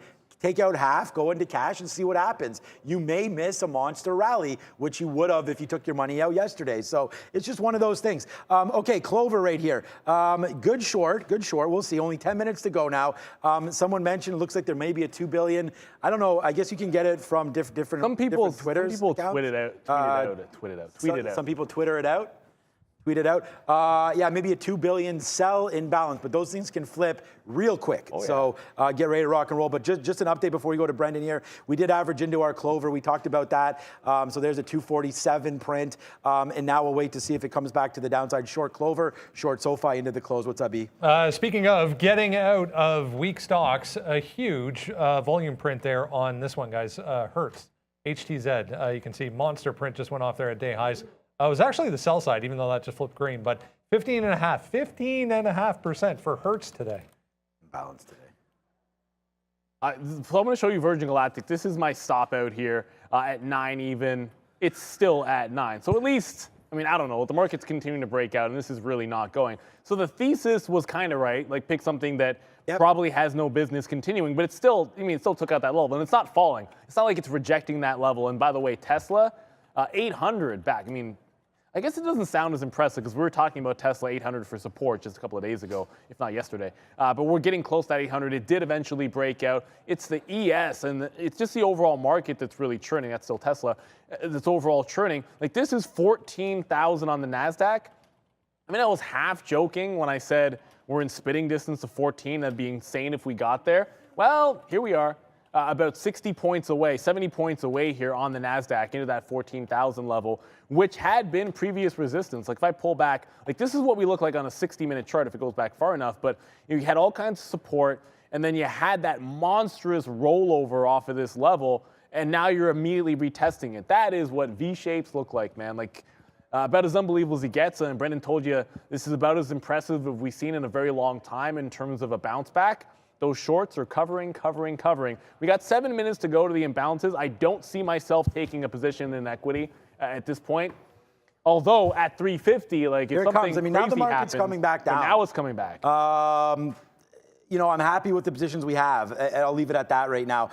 Clover, we're still short. We're looking to cash out. I will take it. I mean, this is going to look silly, but I mean, short 45, if we can get it some out at the 50 period in case it bounces, we'll do that. That's the same kind of play that we're trying here on SoFi. We take a piece out at 30, but again, we are having another piece out 27 here as the 50 period is at 25. So I know it's going to look silly, like we're not making much money on these stocks. But again, that, you know, how much money you make is in the eye of the beholder, because you have to know what your share size is and what you're comfortable with trading. So that's what I'm doing right now on all these names, just sort of like throwing shares at it and hoping for the best, because we have our outs. So these are comfortable positions for me, and we wait to see what's happening now. I guess we're still waiting for that mock, which is the market on close. We're going to sort this. This is what we're looking at, guys, here into the close. These are all not updated, right? So we'll have to wait. We'll go sort it by size, and then these will start to populate.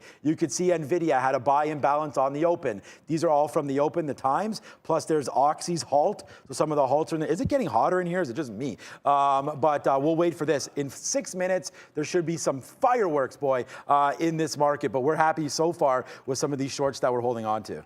Yeah, exactly. You just have to make sure you have a position that you're comfortable with holding into what could be. I mean, could be is like a ridiculous thing to say, because it's almost like it will be explosive imbalances, and that's what we're anticipating here. I saw someone in the chat ask about BBIO.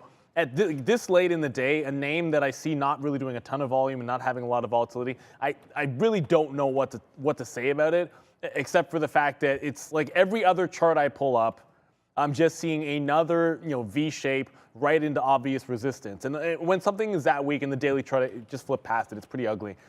Look, it's just I feel like there's going to be profit takers, and why would you not be taking profit here if you're in a short term?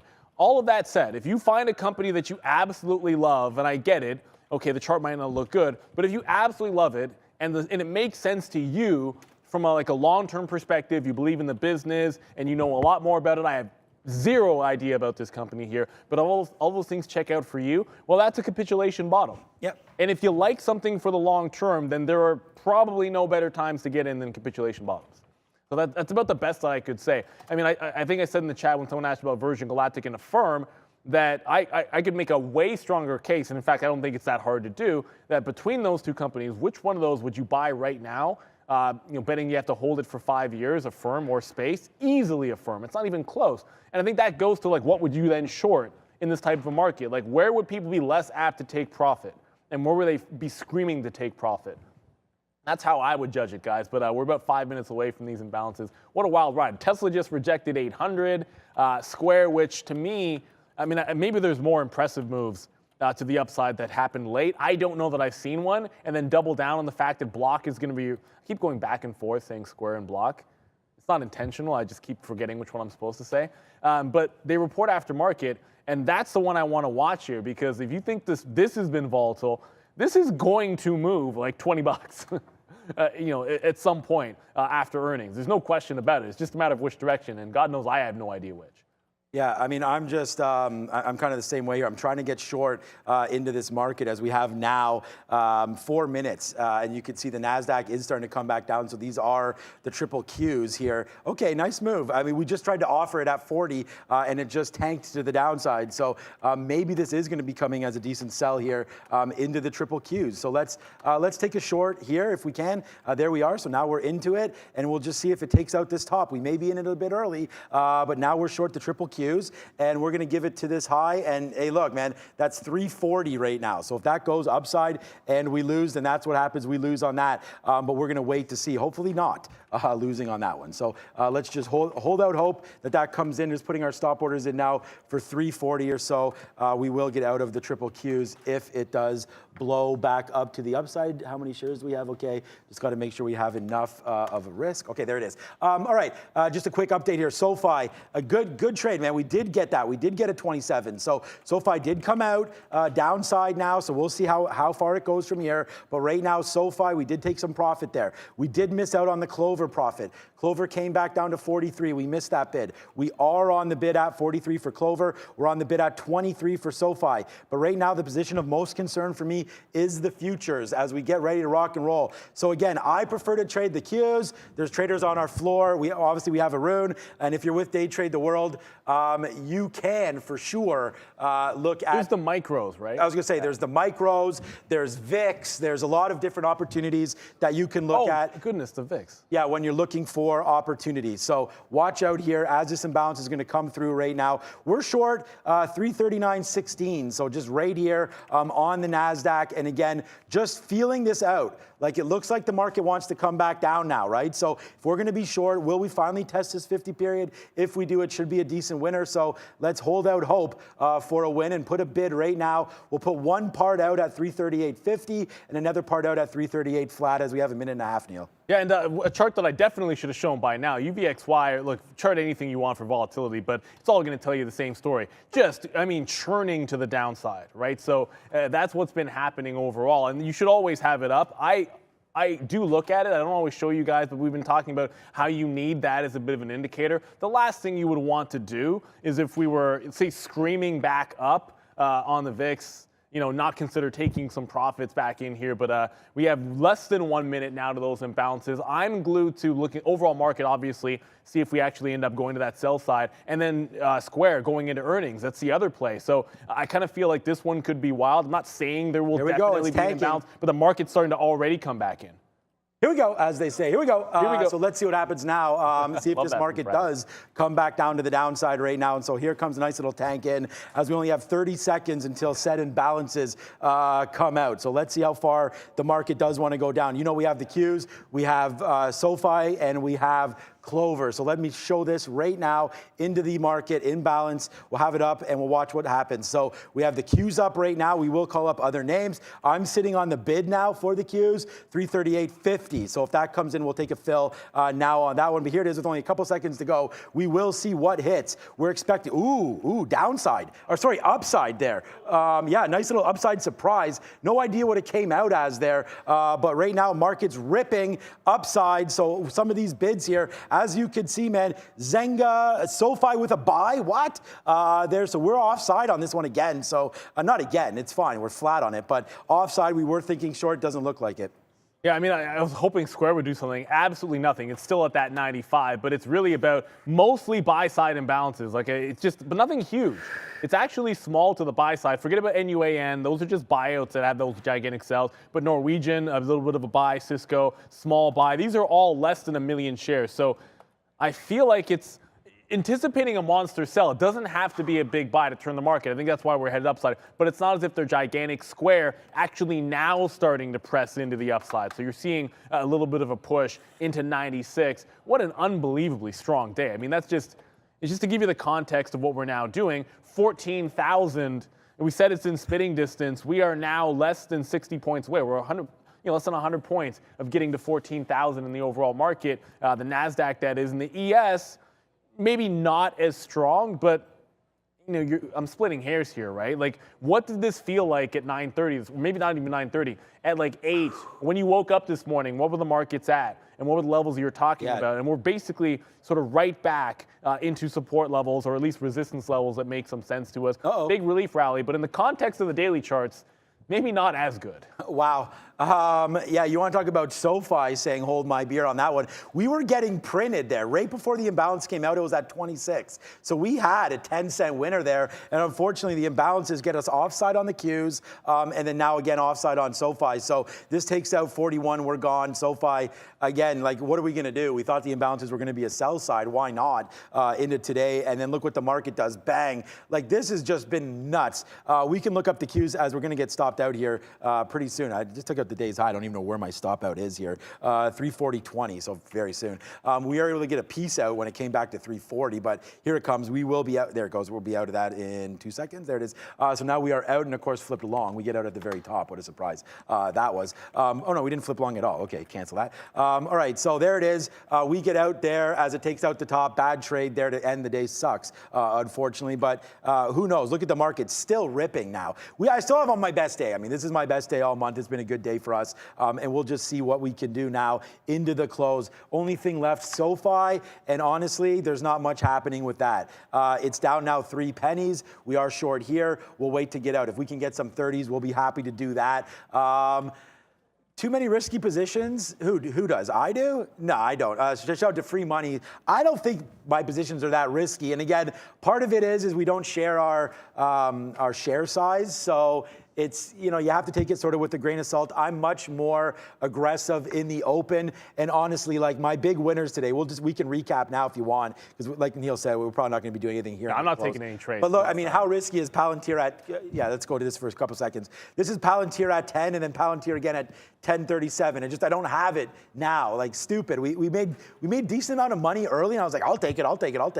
And we shouldn't have done that. How about Microsoft down here at 270? I mean, some of these positions aren't that risky. Ford at $16. It's just for right now, Alibaba was a risk to the upside. And if you watched me trade earlier, free money, you'll see like this was free money, man. When the market's here, it's just we got caught in this drift. So really, I don't have any problem with any of these trades that I've made today. It's just this drifted against me. And then really, man, the Clover position was in the money. I mean, that's fine. And then SoFi was a good winner. SoFi was a nice winner. It's just we got caught off sides on this imbalance. And that's that as the market just continues to rip upside. And I just hope everyone's able to take some money today. A turnaround of almost 8%. That's a big one, and we will definitely stamp a WTF on the day. Who would have thought? Invasion equals market up 4%. We'll take it. In the past, guys, though, it's historically, unfortunately, one of those things. The market tends to react very positively. Pretty impressive rally back off of the lows. I was just saying to Miss V here, 3.8% even at one point for the NASDAQ in negative territory in the pre-market this morning, and here we are the other way. Almost the same amount. So crazy action.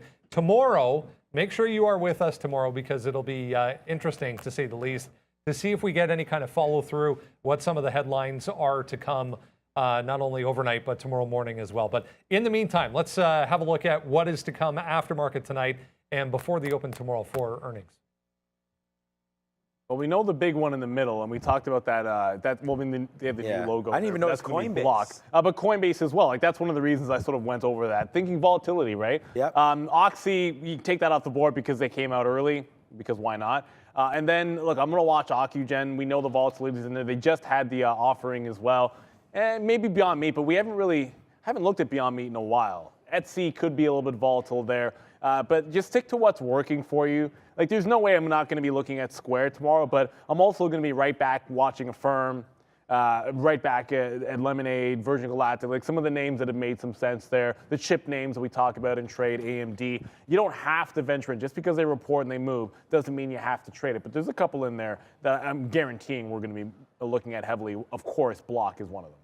All right, let's. I see Ms. V over there, and I haven't seen her too much on the show today so far. So if her microphone checker 1 2 is working, let's throw over there and see if we can get some likes going on. Absolutely. Thank you so much, Sean, for bringing this up, guys. 5 minutes left until the end of this day. And please, we need your support. If you didn't like this video yet, this is the perfect time to do so. 3,500 people are watching us right now and just 600 likes. We can do better. Go long on the like button. And just to remember, at the beginning of the show, when the bell came down, I did make the point that we always talk about the green, or sometimes Ms. V wears the black.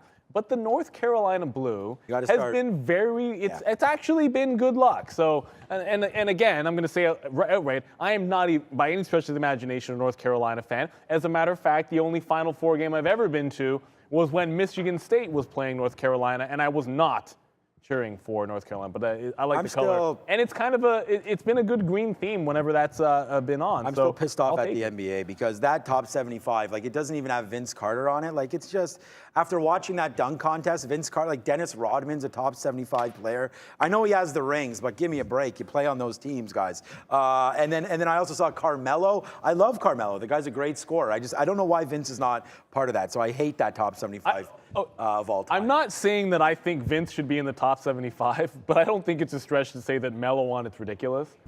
Carmelo Anthony. Melo? He is look. You want to talk about a college basketball? Like he's one of the He greatest. killed it in Syracuse. He's one of the greatest Yeah, freshmen that ever played. But that doesn't mean that he was top 75. Like, come on, man. What are we? Damian Lillard is on it. What are we talking about? This is ridiculous. But okay, I love Dame. I mean, Dame is amazing. Because maybe it's because we're Raptors, but those of you in the Nets also know, and Dallas as well, like Vince Carter played till he's like 58 years old. I love Vince. I don't know if I can back top 75 for him, though. I don't know that he's there. I don't know that he's there. I don't know that he's there. Don't even say that Horace Grant is on that list. No, he's not. I have to review this list. I'm coming correct tomorrow. Forrest Grant ain't on no top 75 NBA list. Don't even try that with us. I'm not going to fall for it. Like, I know you're trying to bait us into this. And if we talk sports, this could. I mean, I may also be influenced. I mean, we might Raptors, be here for a while. I mean, it is what it is. So I don't know. Okay. But we have over a minute. Oh, sorry. Over a minute to go here, and I was just checking back in because if we got to 14,000 and didn't hit a button, oh no, we got 15 points away in the NASDAQ. We were right there. Ooh. We were right there, and then looks like a little bit of a reversal. 14,000. I mean, whatever. You can hit this one. Oh, you're talking about Bitcoin? No, I'm talking about the overall market. Yeah, I was on that page, the so 14K I hit it. Right there. Okay, so we're cleaning up our trades. We do not have the ability to hold overnight, or else I probably would honestly hold some of these. I don't think SoFi will be up here tomorrow, but we did get that out for a win on SoFi. Obviously, our short was 34. We took some out 29. We took some out 26. Then our last bid out 32 right there. And then here comes Clover now to the downside again. What are you laughing at? These guys are trolling now. Now they're just throwing names out there. They're clearly, someone's like Mookie Blaylock is 17. Yeah. We know. I'm not falling for that. People think like in Canada we don't know anything about sports, come on, but that was funny when someone said that before. I'm going to look at that top 75 list. I'm going to come correct tomorrow. Maybe Vince shouldn't be on there. I know his stats aren't crazy good. I'm just talking about longevity, talking about what he meant for the slam dunk contest, what he meant for our team here in Toronto, which has obviously a championship. Yeah. No thanks to Vince, but Iceman's on that bad boy. I guarantee you that much. That's for sure. Kawhi better be on there too. Okay, let's get ready to rock and roll. As it's Miss V with only 10 seconds left. There's that North Carolina, and that's what got me started there. Come on and raise up. Vince Carter. Yep, let's go like a helicopter. 2-1.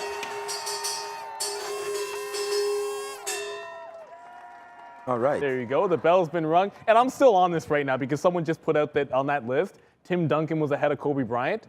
It might not be popular to say it, but yeah, I'm not even sure that's close. Like, one is the greatest at their position, unquestionably. The greatest power forward that ever played was Tim Duncan, but Kobe was a great. I like Karl Malone. Karl Malone. I like Karl Malone. You got that Karl Malone. Tim Duncan, Karl Malone. Tim Duncan, Karl Malone. Yeah, I mean, he didn't win his. I mean, Duncan has the rings to go with that. Charles Barkley, power forward. I'm just throwing out. Tim Duncan. I know, yeah, Charles Barkley's not. Come at me, Chuck. David Robinson, I think, is also on the. Super underrated. Yeah, big time. Shout out to San Antonio Spurs fans.